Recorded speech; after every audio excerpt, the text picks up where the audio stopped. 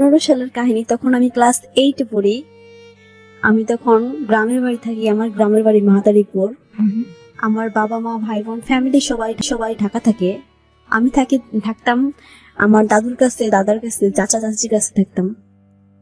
তো রমজান মাসে স্কুল বন্ধ থাকে, তখন আমি গ্রাম থেকে ঢাকা আসি বেড়াতে আমার বাবা মার কাছে। তো তখন আমার হাজবেন্ড আমার সম্পর্ক হয় 2015-তে। তো সম্পর্কটা হয়, আমার হাজবেন্ড টেলার কাটিং মাস্টার, আর টেলারের পাশে একটা ছিল পার্লার। ওই পার্লারে যাতায়াত ছিল আমার, যাইতাম আইতাম, কাজ কাম টুকটাক শিখতাম। তারপর এখান থেকে আমার হাজবেন্ডের পরিচয় হয়, ওইখান থেকে সম্পর্ক হয়। আমাদের সম্পর্ক ছিল 10 থেকে 15 দিন, এর বেশি না। আচ্ছা, তো আমি একটু শুরু থেকে মানে সম্পর্কটা যেহেতু খুব সহজ করে বলে ফেলতে সম্পর্কটা হয়, মানে একটা মানুষ যা গেলেও আসলো তো আসলে এইভাবে তো সম্পর্ক হতে পারে না, কিভাবে হলো আসলে? আসলে আমি পার্লারে তখন কাজ শিখতাম, স্কুল বন্ধ ছিল 1 মাস, তার জন্য আমি পার্লারে কাজ শিখতে যাই। তো এখান থেকে আমার হাজবেন্ডের আমার পরিচয় হয়। পরিচয়টা মানে আপনি মানে সে কি আপনাকে জিজ্ঞেস করেছিল কিছু এরকম কিছু, নাকি আপনার কোনো আপনি তার কাছে গিয়েছিলেন, কোনটা? ও তখন টেলারে কাজ করতো, ওর সাথে ওটা মেয়ে বান্ধবী ছিল, ওর সাথে আমার পরিচয় হয়। ওইখান থেকে আমাদের ভালো লাগা শুরু হয়। আমাকে প্রপোজ করে। ও আপনাকে প্রপোজ করে? হ্যাঁ। পরিচয়ের কত দিনের? পরিচয়ের 2-1 দিনের ভিতরেই। আচ্ছা, তখন আপনি কিসে পড়েন? ক্লাস 8-এ পড়ি আমি। আচ্ছা, ক্লাস 8-এ পড়েন। আর আপনার হাজবেন্ড যার কথা বলছেন তখন তার সাথে আপনার বয়সের ডিফারেন্স কত? 5 বছরের ডিফারেন্স। 5 বছরের ডিফারেন্স। তো তিনি আপনাকে কিভাবে সরাসরি বলেছিলেন নাকি ফোনে কথা বলেছিলেন? না, সরাসরি আমাকে বলেছে। আচ্ছা, যে আপনাকে পছন্দ করে। হ্যাঁ, আমাকে পছন্দ করে। আচ্ছা, তারপরে বললো 1-2 দিনের পরিচয়, তখন আপনি কি করলেন? তখন আমি কিছু বলি নাই, আমার ইচ্ছা ছিল না আচ্ছা, সম্পর্ক করার, কারণ আমি গ্রামের বাড়ি থাকি, ঢাকা শহর সম্পর্ক তো কোনো লাভ নেই আমার। আর তাছাড়া ওদিকে আমার মন ছিল না। আচ্ছা। তো আস্তে আস্তে কিভাবে জানি ওকে আমার ভালো লেগে যায়। আচ্ছা, এই যে বললেন আস্তে আস্তে কিভাবে যেন, এই ব্যাখ্যাটা আমরা একটু খুঁজতে চাই। কতদিনের মধ্যে আপনার তাকে ভালো লাগলো? 8-10 দিন পর থেকে ভালো লেগে যায়। এই 8-10 দিন কি তার সাথে আপনার কন্টিনিউয়াস কথা হতো? হ্যাঁ, কথা হতো, হাই হ্যালো হতো। আচ্ছা, মানে ওই রাস্তায় দেখা হতো? হ্যাঁ হ্যাঁ। তখন কি আপনি ফোন ব্যবহার করতেন? না, আমি ফোন ব্যবহার করতাম না। আচ্ছা, ওকে, ঠিক আছে। তাহলে এই কি দেখে ভালো লাগলো, মানে একটা মানুষের সাথে কথা বলে পরিচয় হলো, বাট খুব অল্প সময়ের মধ্যে আপনার ভালো লাগাটা শুরু করলো কিভাবে? আজকে বলেন, যেহেতু তখন বলতে পারেন নাই, এখন আমাদেরকে বলেন যে কেন আপনার তাকে ভালো লাগলো। ও সবসময় আমার খোঁজ খবর নিত, আমি কি করি কি না করি, কোথায় আছি, কিভাবে আছি, সবসময় প্রত্যেকটা মুহূর্তে খোঁজ খবর নিত। এবং এটা কি আপনার পরিবার থেকে কেউ নিত না? আপনি কেমন আছেন, ভালো আছেন, মন্দ আছেন, এরকম নাকি আপনার মনে হতো যে কেউ একজন থাকুক যে আমাকে খুব করে কেয়ার করবে, এরকম? না, এরকম না। ও আমার ভাই বোনের কাছ থেকে আমার মানে পরিচয়টা নিত, আর আমি কেমন আছি, কোথায় থাকি, আমাদের গ্রামের বাড়ি কোথায়, সবকিছু খোঁজ খবর নিত। আবার ওর যে মেয়ে বান্ধবীটা আছে, ও সবসময় আমাকে বলতো যে ও তো অনেক লাভ করে, অনেক মিস করে, তুই কেন ওরকম করছিস সাথে। ওর মেয়েটার নাম ছিল রিপা। আচ্ছা। তো রিপা সবসময় আমাকে বলতো, প্রত্যেকটা ক্ষেত্রে বলতো। তো আমি ওর প্রতি কিভাবে জানি দুর্বল হয়ে পড়ি, জানি না কিভাবে দুর্বল হয়ে পড়ি। আস্তে আস্তে মানে কিভাবে জানি আমার ভালো লেগে যায়। তারপরে আমাদের সম্পর্ক হয়। আর 10 থেকে 15 দিন সম্পর্ক করি আমরা। 2015 সালে ঈদ যায় 18 তারিখে, আমাদের বিয়ে হয় 20 তারিখে। এই যে বিয়ে হয়ে গেল, এখন তাড়াতাড়ি কিভাবে সম্ভব? মানে আপনার প্রেম হলো, বিয়েটা এত সহজেই ফ্যামিলি মেনে নিল? না, তা তো মানে নাই। তাহলে সেগুলো একটু বলেন, আমরা একটু শুনি কিভাবে এত দ্রুত ডিসিশনটা। রমজান ঈদে, রোজার ঈদে জান রাত্রে ও আমাকে মার্কেটে নিয়ে যায়। তো মার্কেটটা ছিল ওর করার, আমার জন্য না। তো আমি যাব না, ও আমাকে প্রচুর পরিমাণ জোর করে। এবং ওর যে বান্ধবী, ও আমাকে সাপোর্ট করে, তুই যা, ও কেনাকাটা করবে, তুই না গেলে ও কেনাকাটা করবে না, ঈদ করবে না তোর জন্য, ওর চাষ তুই তোর জন্য ওর ঈদটা মাটি করতে। তা আমি বলছি ঠিক আছে, আচ্ছা আমি যাবো। তারপর আমি যাই। আমি যাওয়ার পরে ও আমাকে নিয়ে প্রথম রেস্টুরেন্টে খাওয়া দাওয়া করে, তারপরে মার্কেটে যায়। যার পরে ও আমার জন্য কেনাকাটা করে। আমি বলতে, আপনি আমার জন্য কেন কেনাকাটা করতেছেন? বলে, এমনিতেই তুমি পড়বা ঈদের দিন, তাই। আমার ফ্যামিলি তো কেনাকাটা করছে, আপনি কেন করবেন? কয় কি ভালো লাগছে তাই। ও আমাকে যাবতীয় যা যা লাগে সব দিছে ঈদে, এবং ও মার্কেট করছে। আচ্ছা, এটা আপনাদের পরিচয় কতদিনের মধ্যে? 8-10 দিনের ভিতরে। আচ্ছা, মানে একটা মানুষের সাথে আপনি যে মার্কেটে গেলেন, বা সবকিছু করলেন, এই ব্যাপারগুলোর ক্ষেত্রে আপনার ফ্যামিলির কি ভূমিকা ছিল, মানে তারা কি জানতো? না, তারা জানতো না ভাইয়া। Okay. এর আগে একটা কথা বলতে ভুলে গেছি ভাইয়া। জি। রোজার ঈদে ও আমাকে ইফতারের দাওয়াত দেয়। হ্যাঁ। ও যে ভালো লেগে গেছে, ওইখান থেকে আমি ওর দাওয়াতে যাই, ওকে ইনভাইট করে ওকে। আমি যাই। কিন্তু আপনি কি এর মধ্যে বলেছেন যে আপনার ভালো লেগেছে, এই কথা প্রকাশ করে দিয়েছেন? আমি প্রকাশ করি না, কিন্তু বুঝে ফেলছে, আচ্ছা। ও বুঝে ফেলছে। তো আমার মেজো বোন, মানে আমি সবার বড়, আমার ছোট একটা বোন আছে, ও আর আমি যাই। আর ওই রিপা আর রিপার বয়ফ্রেন্ড যায় ওকে। ওদের বাড়ি, ইনভাইটেড। তো আমরা ইফতারের দাওয়াত খাই। দাওয়াত খাওয়ার পরে বাসায় আসে, আমার আম্মু জিজ্ঞাসা করছে তুই কোথায় গেছিলি। আমি বলছিলাম ওই যে রিপা আছে না, ওর বান্ধবীর অনুষ্ঠান গেছে, তো তাই। কারণ রমজান মাসে কিসের অনুষ্ঠান, আমি বলতেছি যে মানে এমনি অনুষ্ঠান আর কি, ব্যক্তিগত মানে জন্মদিনের হিসেবে কি জানি আমি জানি না, এত কিছু মানে বলছেন তাই গেছি। আচ্ছা। মায়ের কথাতে কাটা নিয়ে গেছি, মায়ের কিছু বলে নাই। ওকে। তো পরে রিপার আমি দাওয়াত করি। রিপার দাওয়াত করার উদ্দেশ্য হচ্ছে আমার হাজবেন্ডকে দাওয়াত করা আর কি। আচ্ছা। তো পরে মাকে বলি, মা আমাদের আমার বান্ধবী আসবে, তুমি কিছু করো। কি আসবে, আমি বললাম রিপা আসবে। তো মা পছন্দ করতো না চলাফেরাটা আমার, মা কেন জানি সন্দেহ করতো। আর আমি যে মাঝে মাঝে কথা বলি, মানে সবার সামনেই বলি, ফোনে তো কথা বলি না। আর ফোন নাম্বার ছিল না তখন আমার কাছে, সম্পর্ক করে কি হবে, আমি তখন ফোনও চালাইতাম না। আচ্ছা। তো তখন মার কিছু বলে নাই, তো ইফতারের জন্য আয়োজন করে। তো আমি রিপাকে বলি, রিপার যে বয়ফ্রেন্ড ওকে বলি, আমার হাজবেন্ডকে বলি, ওরা আসে দাওয়াত খায় চলে যায়। তারপরে চান্দাতে বললাম ভাইয়া মার্কেটে যাই, আমার জন্য কেনাকাটা করে নীল একটা ড্রেস কিনে, নীল ড্রেসের সাথে ও সবকিছু ম্যাচিং করে কিনা যখন আমরা ওর জন্য মার্কেট করব, তখন দেখি আমার শাশুড়ি, মানে আমার শাশুড়ির বোন, খালা শাশুড়ি, সে আমাদের সামনে এসে পড়ে। তখন সে আমার হাজবেন্ডকে দেখে অনেক গালাগালি বকাবকি করতেছে রাস্তার মাঝখানে। আর আমাকে বলতেছে, এই মেয়ে তুই এখানে কেন আইছো, তোর কি কোনো বাপ মা নাই? এই রমজান মাসে রোজার ঈদে চাঁদাতে দিন তুই মার্কেট করতেছে আমার ছেলের সাথে। আমি আর কিছু বলি না, খুব কানাকাটি করি, আমার খুব বাজে ভাবে বকতেছে, খুব বাজে বাজে কথা শোনাচ্ছে, আমি কান্নাকাটি করি। তখন আমার হাজবেন্ড বলে, তুমি কান্নাকাটি করো না, চুপ করো চুপ করো। আমি তো কান্না করতেছি একভাবে। তো ওর খালাগো বকাবকি করলো, রাস্তার ভিতরে বসে সিনকেট করলো, ওরা চলে গেল। এখানে আমি কান্নাকাটি করতেছি দেখে আমার জন্য একটা ফুলের তোড়া কিনলো। ভাবছি যে ফুলের তোড়া কিনলে আমি তোর খুশি হবো, ফুল দেখা। অনেক বড় ফুলের তোড়া কিনলো, কেনার পর আমার সামনে দিল। তো আমি ফুলটা ফালাই দিছি, আমি আর হাতে নিয়ে নেই। আমার তো প্রচুর পরিমাণ রাগ হইতেছে, ও ফ্যামিলি আমার গালাগালি করছে, বকাবকি করছে, বাজে বাজে কথা বলছে। আমার ওই দুঃখে আমি কান্নাকাটি করতেছি। তখন ও আর কিছু বলে নাই, ও বলতেছে চল আমরা হাতির ঝিল যাই। আমার বাসা সিমেন্ট বাড্ডা, আমি বলতেছি না আমি হাতির ঝিল কেন যাবো, আমার বাসা যেখানে আমি সেখানে যাবো। তো বলে না চলো হাতির ঝিল যাবো। আমি বলছি না আমি যাবো না, তো রিক্সা নেই, তো রিক্সারে বলে যে হাতির ঝিল যাবো। আমি বলতেছি না আমি আমাদের বাসায় যাবো। কয়ে সারাদিন মা শুধু বলো বাসায় যাবো বাসায় যাবো, যতটুকু সময় মার্কেট ততটুকু সময় শুধু বলছো বাসায় যাবো বাসায় যাবো, আর কিছু বলার নেই তোমার।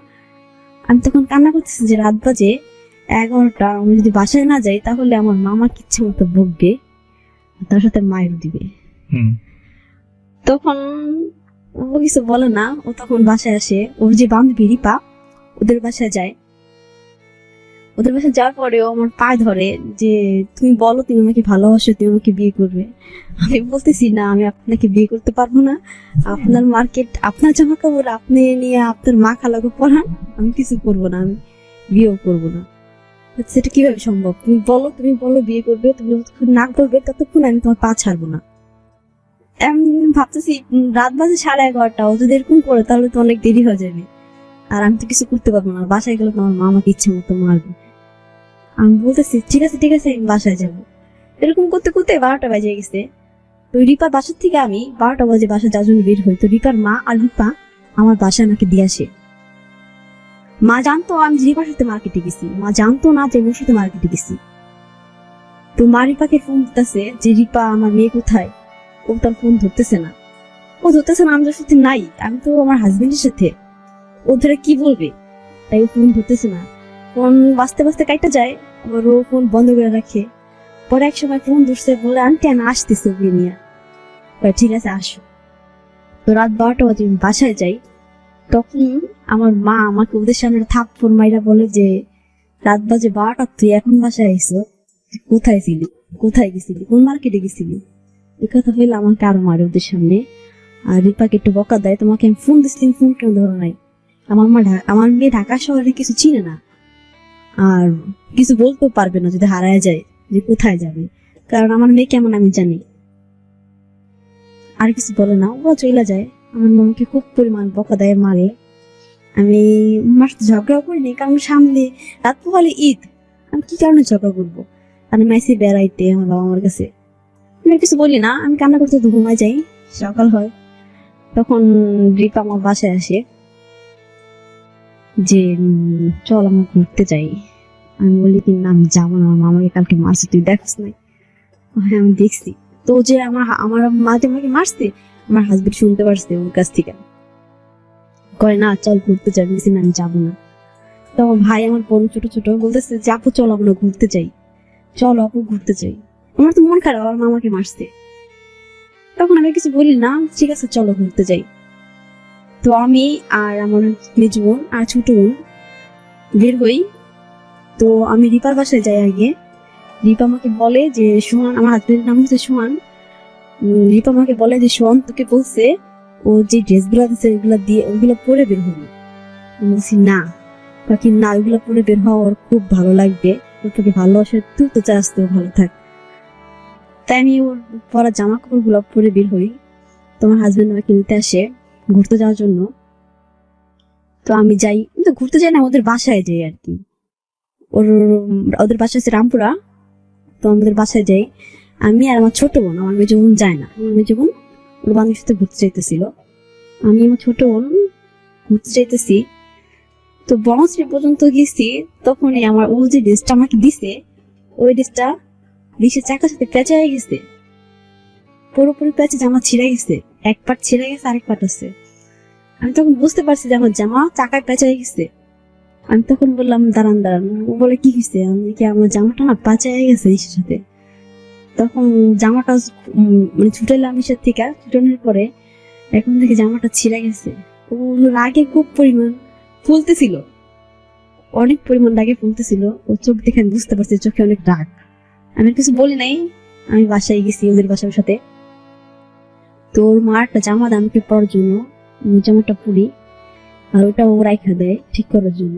আর ওর মাকে বলে এমনই হবে, মাকে না জানে সম্পর্ক করবি, প্রেম করবি, কেনাকাটা করবি, ওর নিয়ে মার্কেটে যাবি, আর যখন আমরা বলি তখন সময় নাই, কিনতে পারস না, কোনো কিছু বুঝিস না, আর ওর বেলাতে সবের জন্য সময় বুঝিস।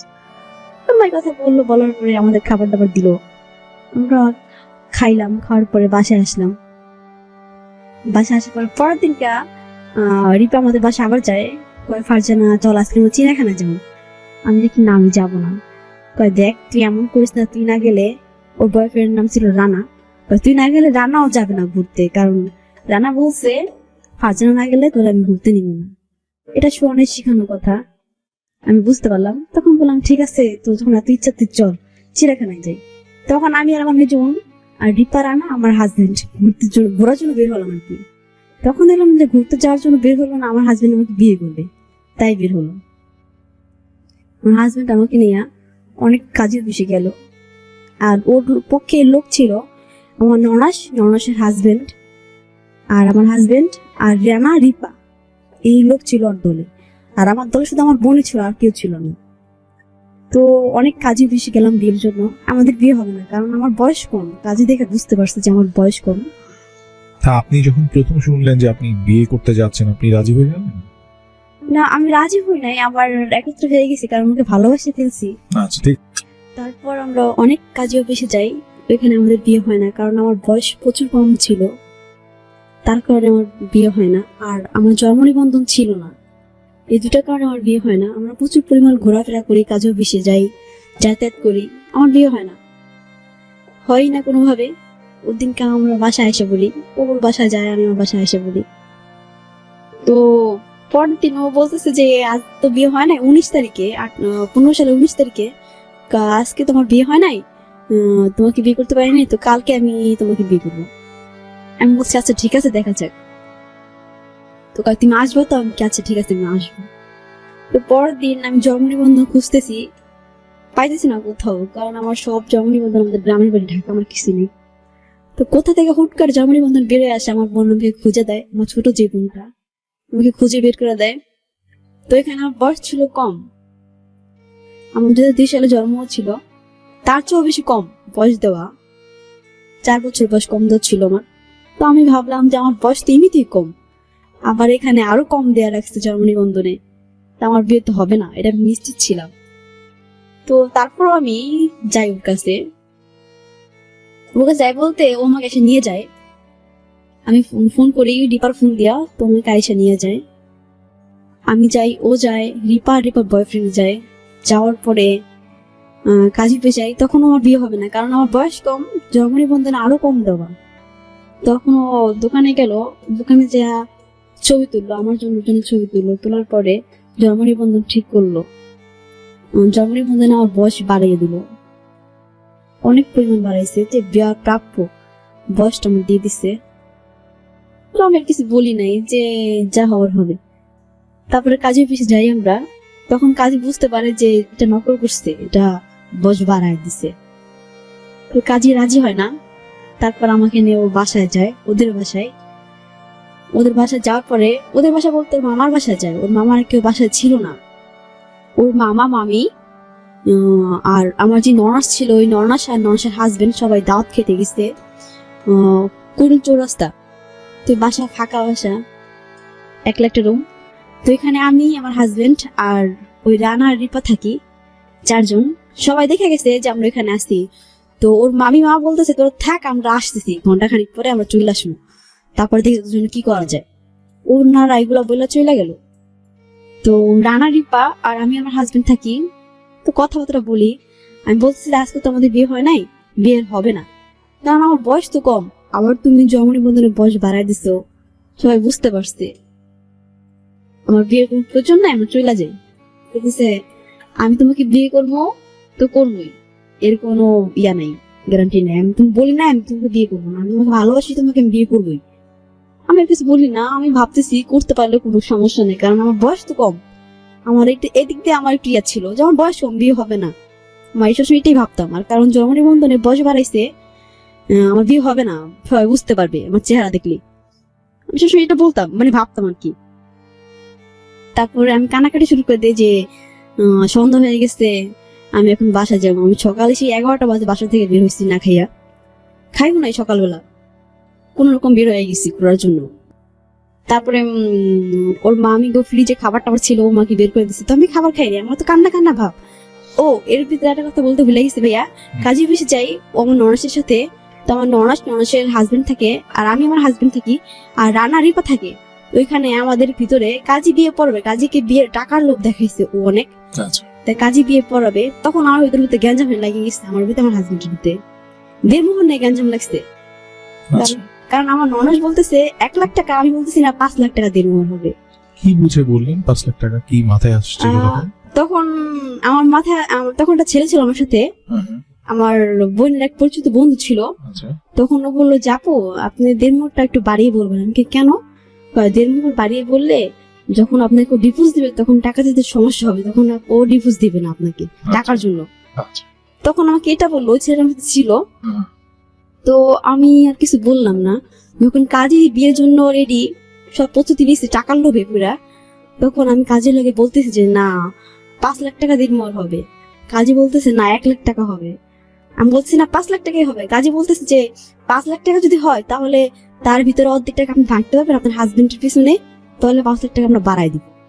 আমি এটা আবার কিভাবে সম্ভব? আমি তোমার তো কোনো বিয়েটা হয় না, আমি এগুলো বুঝি না। তাই আমি কাজীর সাথে শুধু বলতেছি 5 লাখ টাকা হবে, এর বেশি এর নিচে আর হবে না, 1 টাকা কম হবে না, আমি বলতেছি। তখন আমার হাজবেন্ড কাজী অফিস থেকে আমার হাত ধরে বের করে, টাইম না বের করে পরে জোরে থাপ্পড় মারে, একটা থাপ্পড় মারা রাস্তার ভিতরে ফালাই দেয়। তো আমার ননাস হাজবেন্ড বলতেছে তুই কি করতেছিস, মেয়েরে ভালোবাসিস, এখনো বিয়ে করিস নাই, তার আগে ওর গায়ে হাত তুলছ, এটা কোন ধরনের নিয়ম? আর ও বলতেছে বলুক সমস্যা কি, টাকা কি ভাত খাওয়াইবো?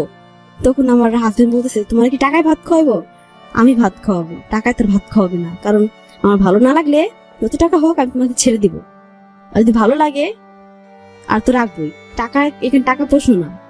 আর তুমি ওর কথা শুনে এরকম করতেছো না, আমি বুঝতে পারছি। যখন আমাকে মারলো, চারপাশে থাপ্পড় মারলো, তখন ওই ছেলে গেল, ছেলে চলে গেছে। কয়, আপু চলেন চলেন, আপনাকে নিয়ে আমি চলে যাবো, আপনার দায়িত্ব তো আমার উপরে, আমি নিয়ে চলে যাবো। তখন ঠিক আমি বললাম যে ঠিক আছে চলো চলে যাই, বিয়ে হবে না। তারপরে এই কথা বললাম, যখন জায়গা ধরলাম তখন আমার চুল ধরে আবার একটা থাপ্পড় মারলো, চুলের মুঠে আবার একটা থাপ্পড় মারলো।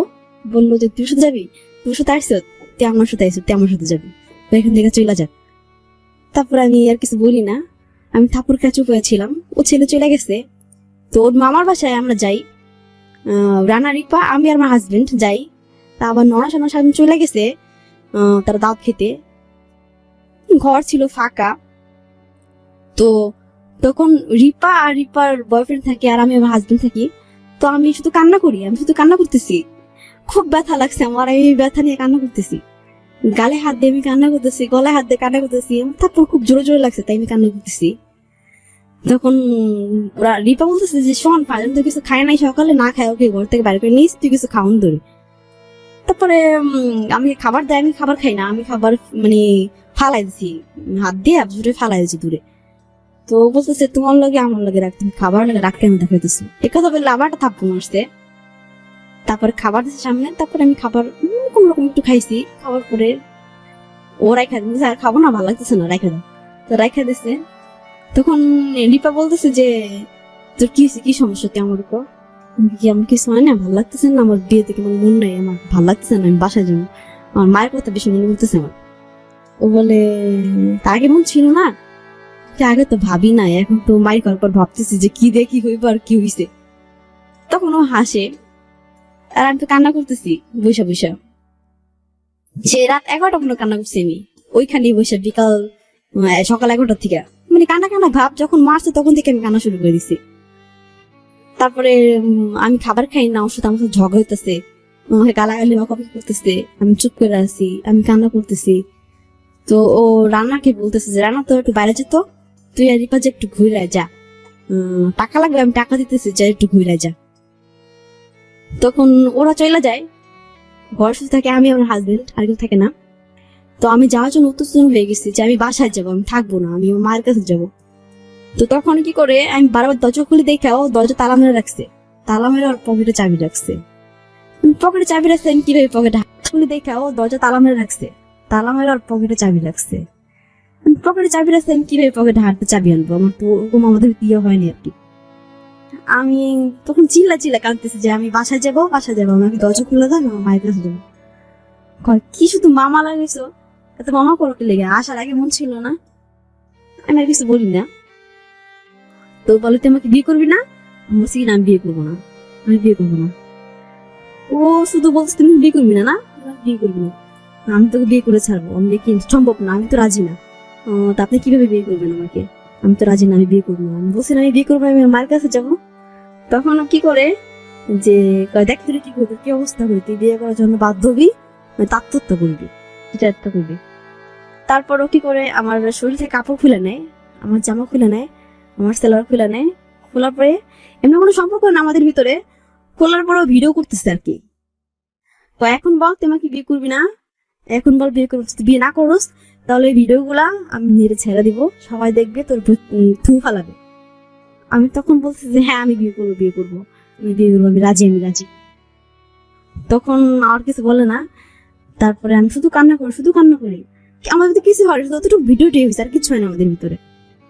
তারপরে আমি কান্না করতে করতে অজ্ঞান হয়ে পড়ি যে কি হলো, কি দেখি হইলো, কি করলো আমাকে, আর সামনে কি হবে, এই ছেলে কি ভালো হবে না খারাপ হবে।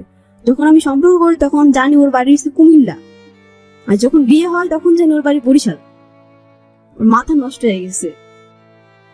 তারপরে কাজে এনে ওর মা আসে, ওর ভাই আসে, ওর বোন আসে, ওর বোনের জামাই আসে, ওর মামা, ওর মামি সবাই থাকে, ওর বান্ধবী, ওর বন্ধু থাকে, আমার সাথে কেউ থাকে না, আমি একা।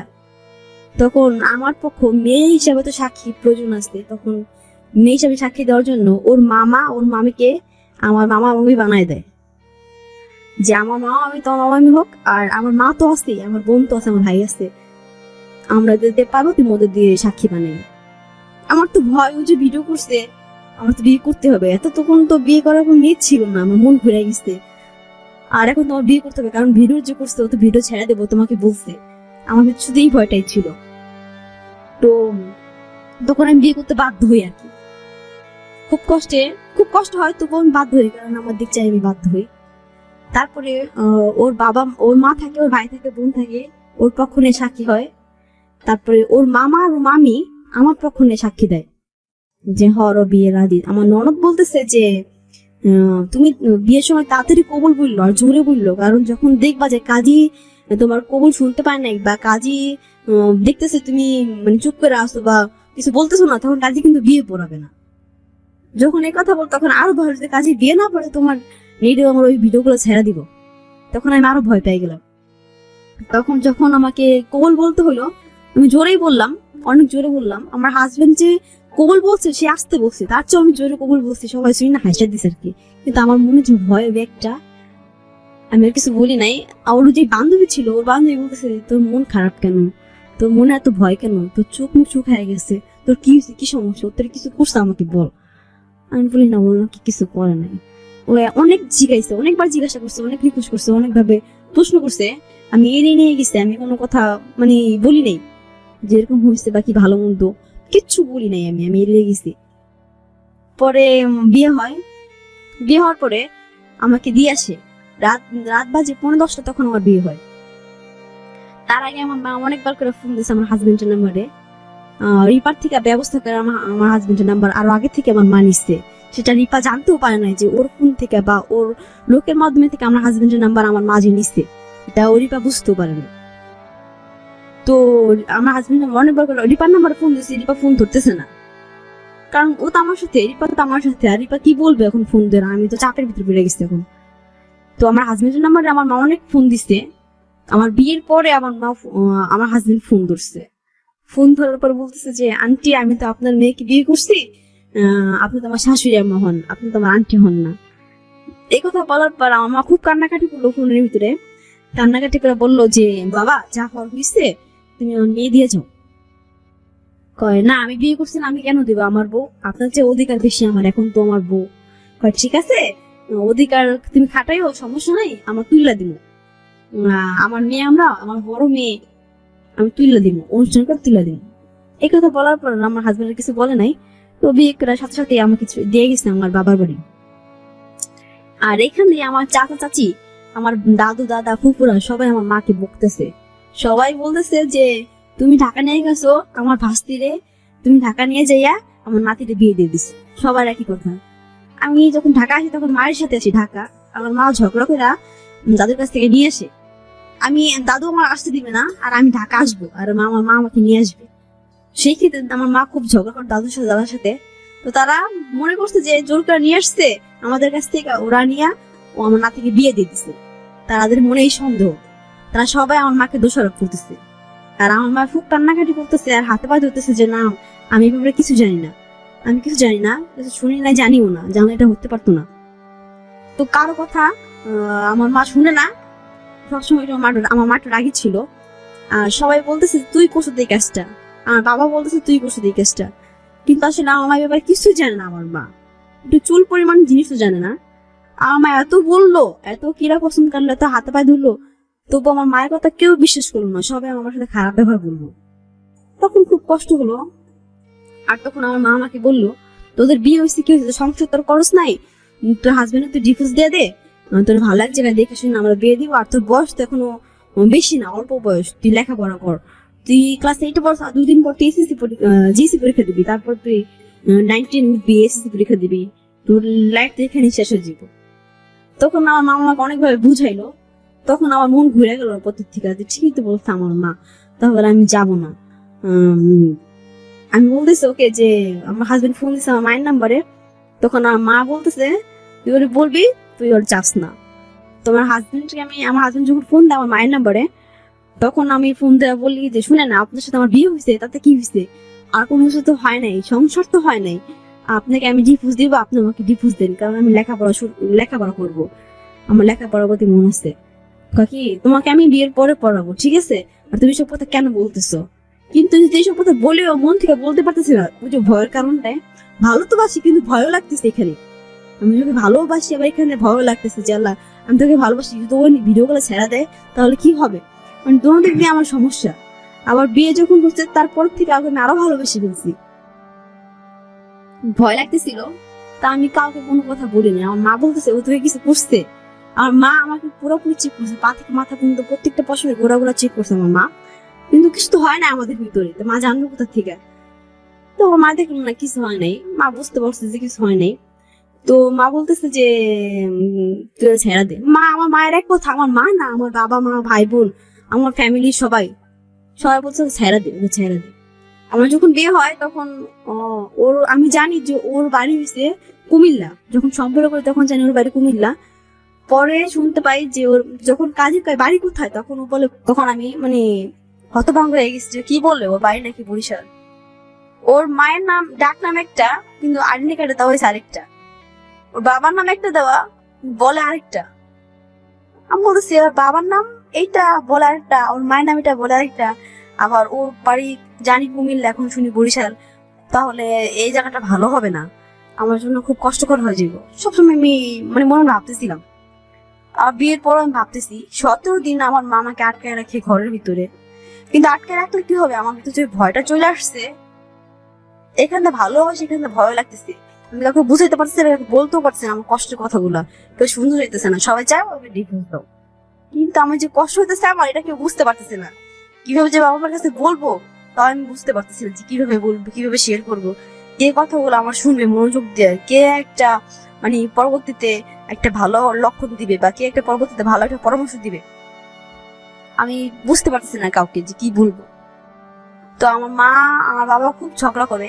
আমার বাবা ঝগড়া করে আমার মায়ের সাথে আমার গ্রামের বাড়ি চলে যায়, মাদারীপুর। তো আমার মা থাকে, আমার মা খুব বকাবকি করে আমাকে, এবং কষ্টে অনেক মায়ের দেয়। তো আমি আর কি করবো, এখানে আমার আর কি করার আছে, আমি তো কিছু করতে পারতেছি না, আমার হাত পা বাঁধা।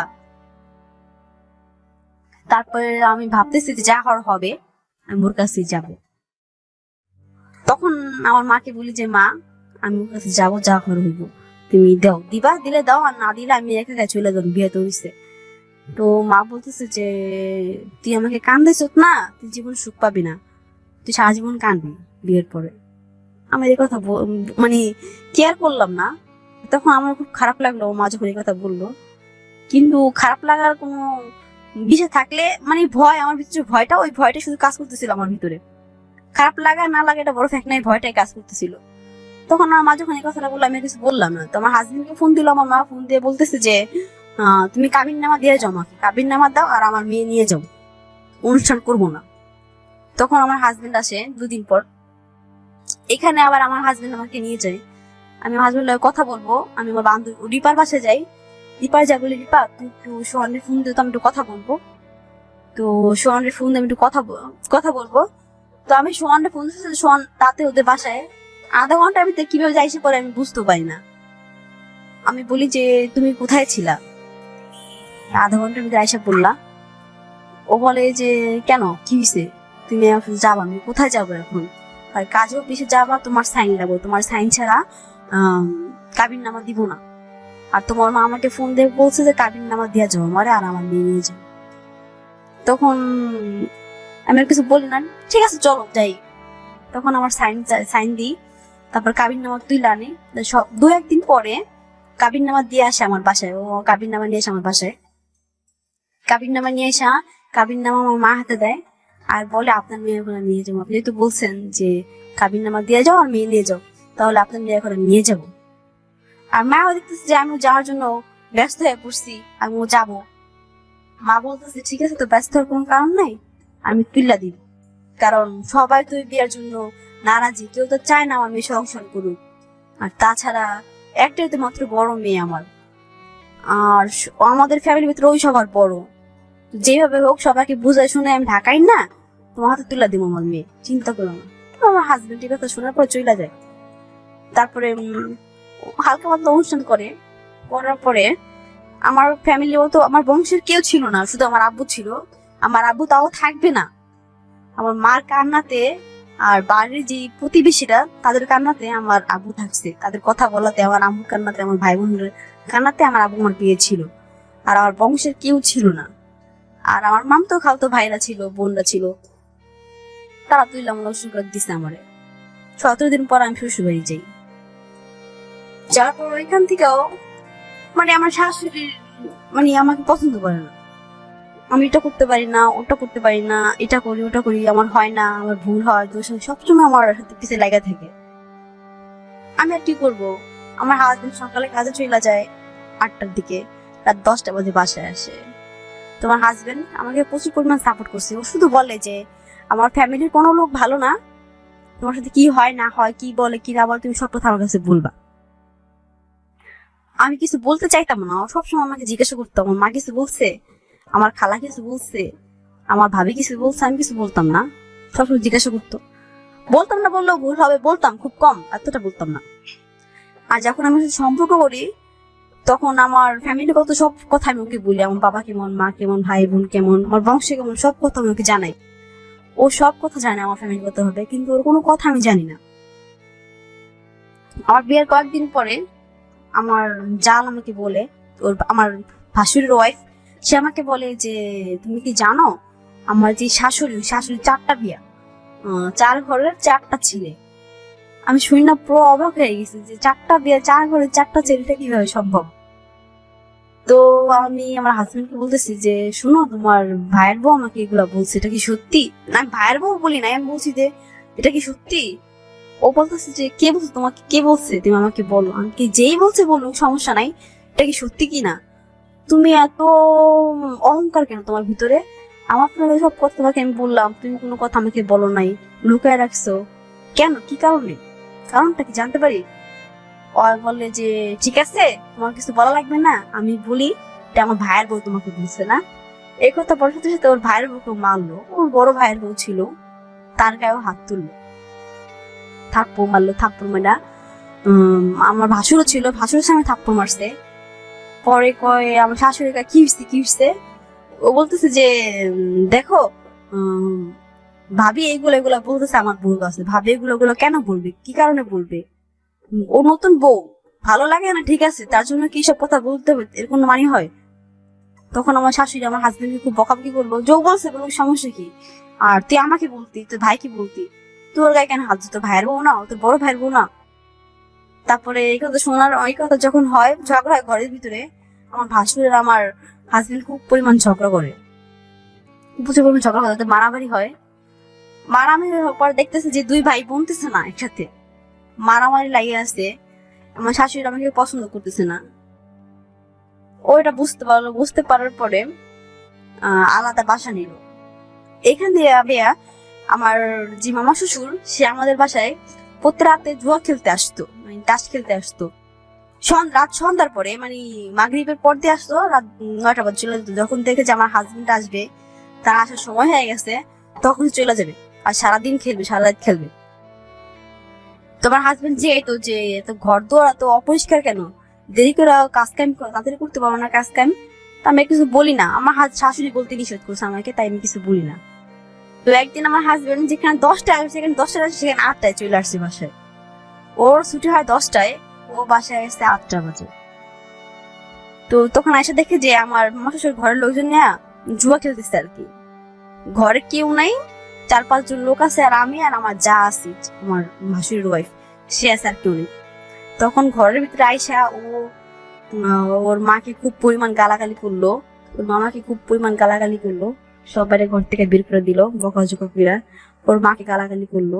ওর মা ভাবতেছে যে আমি বলছি, আসলে কিন্তু আমি কিছুই বলি নাই। আমার হাজবেন্ড আমাকে প্রচুর পরিমাণ সন্দেহ করে, আর সব সময় আমার কথার পয়েন্ট গুলা ধরে, দোষ গুলা ধরে, যে কোথায় কোন কথা আমি ভুল বলি, ভুল ধরি, চুপ করে থাকি। আর বিশেষত আমি যদি চুপ করে থাকি, তখন আমি বুঝতে পারি কিছু একটা রহস্য আছে। তাইও আমার চুপ করার মাঝে শুধু কারণ খুঁজে, কি কারণ, কি কারণটা হইতে পারে, কেন হইতে পারে, কি করলাম না করলাম, শুধু কারণ খুঁজে। তা আমি কিন্তু ব্যাপারে কিছুই বলি নাই আমার হাজবেন্ডকে, তবু তাদের সন্দেহ আমি কিছু একটা বলছি, কিছু একটা বলছি। তারপরে ওর মাকে খুব পরিমাণ গালাগালি করে এবং আমার খুব বকাঝকা করে, যে তুই আমার ছেলেকে কি করছো, সত্যি করে বল, আমার ছেলে তোর জন্য পাগল হয়ে গেছে, এই হয়েছে। অনেক ঝগড়া। আর আমার মা যে আমাকে বিয়ে দিছে উঠে উঠে, আমার মার সাথে আমাদের সম্পর্ক ভালো না। আমার ফ্যামিলিগত ভাবে, আমার হাজবেন্ডের ফ্যামিলিগত ভাবে সম্পর্ক একটু ভালো ছিল না। আমার মা ওকে দেখতে পারে না, এবং আমার শ্বশুর বাড়িটাও জন্য আমার সাথে স্বামী হিসেবেও আমার মাকে দেখতে পারে না, কেউ কার দেখতে পারে না। কিন্তু আমার মামাকে ফোন দেয়, আমি হালকা পাতলা কথা বলি, দেখা গেছে সপ্তাহে একবার কথা বলি, মাসে 2 বার এভাবে কথা বলি। খুব বেশি কথা বলতে পারতাম না, আমার হাজবেন্ড কথা বলতে দিত না আমাকে। কারণ আমার হাজবেন্ড শুনতে পারছে যে আমার মা আমাকে বলছে যে তুই চইলায়, সংসার করছ তো কি হয়েছে, তুই চইলা, এখনো বাচ্চা কাচ্চা হয় নাই, তোকে ভালো ছেলে দেখে বিয়ে দিবে। আমার মা সবসময় কথাটা আমাকে বলতো। আর আমি যখন কথা বলতাম আমার মায়ের সাথে, তখন আমার হাজবেন্ড লাউড বাড়া দিত, লাউড বাড়া রেখে আমার সব কথা শুনতো। তো আমি আর কিছু বলতে পারতাম না, আমি শুধু নানা বলতাম। তো আমার মা কি বলে আর বাবা কি বলে, ভাই বোন কি বলে, সব আমার হাজবেন্ড শুনতো।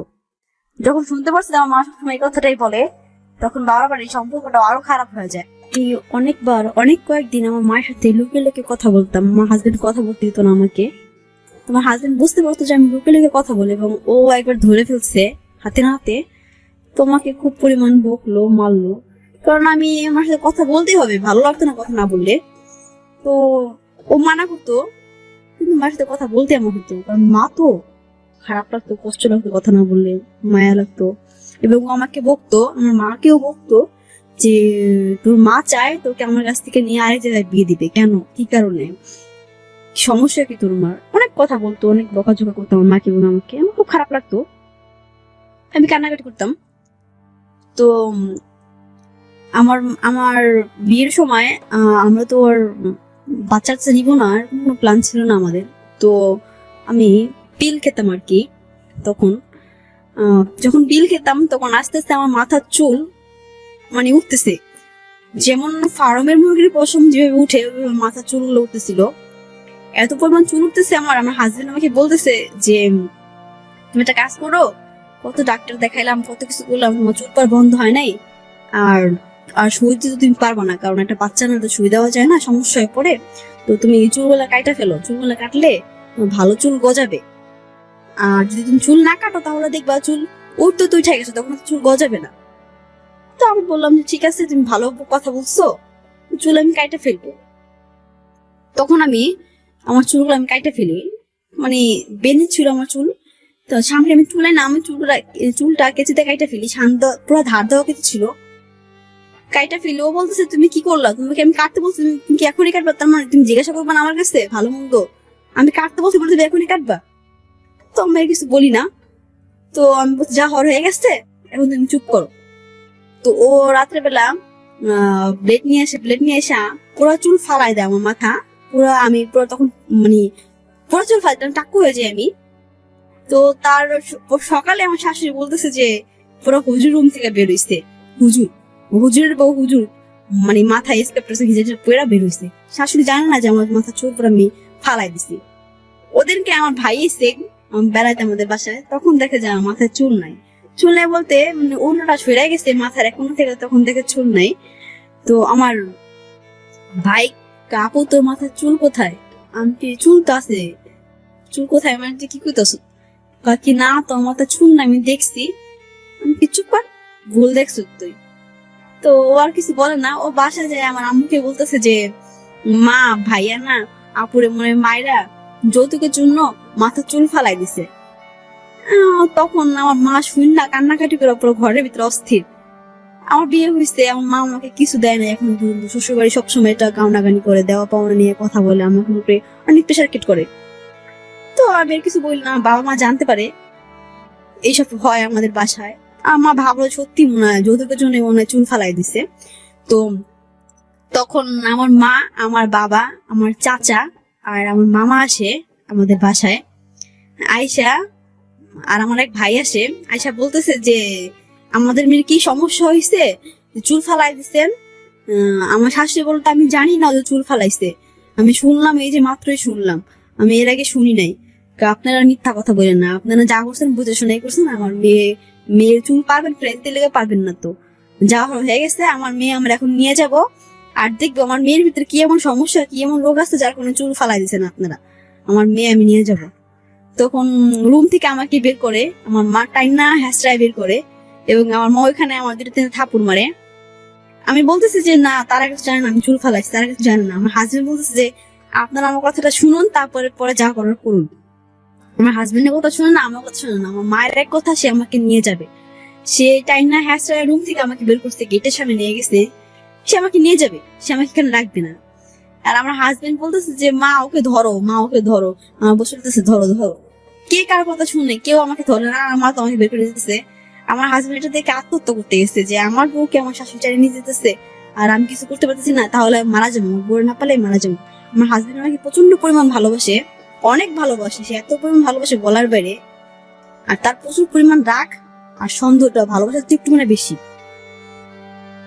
তো তখন সে বলতেছে যে মা ধরো ধরো ধরো। আর তখন ওর মা কিছু করে না, দাঁড়িয়ে দেখতেছে ওর মা, ওর ভাই, ওর ভাইয়ের বউ দেখতেছে দাঁড়িয়ে দাঁড়িয়ে যে আমার মামাটা রেসে নিয়ে যেতেছে। তখন ওর রাগ বসত আত্মহত্যা করবে, আমার বউকে নিয়ে যাবে আর আমি দেখবো, এর চেয়ে মরে যাওয়া অনেক ভালো, আমি আত্মহত্যা করবো।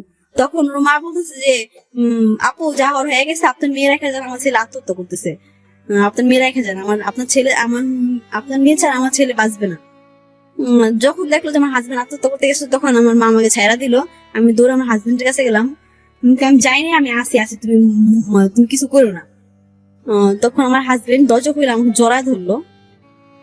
আর ভাইয়া আমি সবসময় হাজবেন্ডের জান বলে ডাকি, কারণ আমি আমি প্রথম বিয়ের প্রথম আমার হাজবেন্ডকে বলতাম যে এইটা নেন ওটা দেন, মানে কিভাবে কথা বলতাম, ওর নাকি ভালো লাগতো না।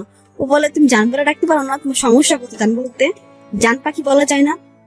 তো আমি সবসময় আমার হাজবেন্ডকে জান পাখি বলে রাখতাম। আমি বলতেছি জান জান তুমি কিছু করো না, আমি আসছি, তুমি কোনো সমস্যা, তোমার কোনো সমস্যা হবে আমি চাই না, তুমি বের হও, তুমি রুম থেকে বের হও, আমি আসি, আমি যাই না, আমি যাই না। তখন আমার হাজবেন্ড রুম থেকে বের আমার জড়া ধরে, বলে তুমি যাইবা না, তুমি আমার রেখে যাইবা না। আর তখন আমার বাপ মা বলে যে তুই যাবি না, আমি কি আমি যাবো, যখন আমার স্বামী যাবে তখন আমি যাবো, এর আগে আমি যাবো না। আর বাপ মা কিছু বললো না। তখন প্রচুর পরিমাণ লোক আসে আশেপাশে থেকে, অনেক লোক আসে। তখন সবাই বলছে যে আপনার মেয়ের কথা আপনারা শুনছেন, এখন আপনারা চলে যান।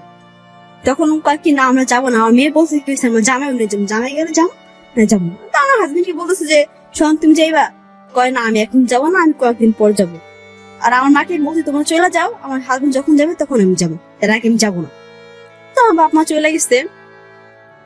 তখন হাজবেন্ড আমাকে জোরে জোরে খুব পরিমাণ কান্না শুরু করলো, তুমি কখনো আমাকে থুয়ে যাও না, আমি তোমাকে অনেক ভালোবাসি, অনেক বেশি ভালোবাসি, তুমি যাও না। আর আমার বিয়ে, আমি 2 বছর সংসার করছি, 1 বছর 11 মাস সংসার করছি। একটা বছর 11 মাসের ভিতরে একটা ঘন্টা তো দূরে থাক, একটা রাত দূরে থাক, একটা ঘন্টা আমার হাজবেন্ড ছাড়া আমি কোথাও থাকি নাই। আমার হাজবেন্ড সাথে আমার হাজবেন্ড ছাড়া আমি একটা রাত আলাদা ঘুমাই নেই, একটা ঘন্টা দূরে কোথাও কাটাই নেই। আমার হাজবেন্ড ঘরে সব কাজ কাম করছে, ও টেলারের কাটিং মাস্টার ছিল, ঘরে মেশিন টেশিন সব কিনছে, মেশিন টেশিন সব ঘরে কিনা ও ঘরে কাজ কাম করতো, কোথাও যাইতো না, বাইরে কোথাও যেত না, সবসময় ঘরে থাকতো, ঘরে কাজ কাম করতো, রাত হোক দিন হোক ঘরে থাকতো। আর যেখানে যাবে আমাকে নিয়ে যাবে, আমার ছাড়া কোথাও যায় না। তো 2016 সালে আমি আলাদা হয়ে, শাশুড়ি থেকে আলাদা হয়ে যাই।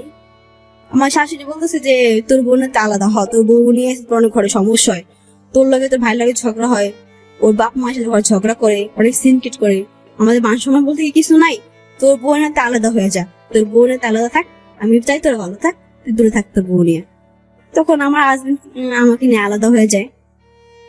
2016 সালে জানুয়ারিতে আমরা রুম ভাড়া নিই, সাবলেট হিসেবে 6 তলায় রুম ভাড়া নিই। তো নেওয়ার পরে ওইখানে আমার মা আসে, ওই বাসায় আমার মা আসে, লুকায় লুকায় আসে আমাকে দেখার জন্য। কিন্তু লুকায় লুকায় আসলে কি হবে, আমার মা তো আসে, আমার হাজবেন্ড জানে, ওইটা ওর এলাকা, সবাই তো চিনে আমার মাকে, আমার মা তো আর বোরকা পরে আসতো না, সবাই চিনে আমার মাকে, আর সবাই দেখে আমার মা যায় আসে, সবার আইডিয়া সোনের বাসায় আসছে, সবাই একটা কথা বলতো। আমার হাজবেন্ড বলতো যে না আমার শাশুড়ি তো আসে নাই, কিন্তু পরে আমার হাজবেন্ড আমাকে বলতো তোমার মা আসছিল না, তোমার লোকায় দেখা করছো, তুমি কেন বলো নাই আমাকে, কি কারণে বলো নাই, সবসময় এই কথা আমাকে বলতো। তো মা সবসময় লুকায় আসতো, আর সবসময় হাজবেন্ড আমাকে বকাবকি করতো, তো মা কেন লুকায় আসবে, কেন কি কারণে, জানি তোমার মায়ের আমার ভালো লাগে না, তার মানে এই নয় যে সে আমার শত্রু, সে তোমার মা, আমার কাছে ভালো লাগুক বা না লাগুক, এভাবে বলতো আমাকে। তো আমার হাজবেন্ড আমাকে সন্দেহ করে।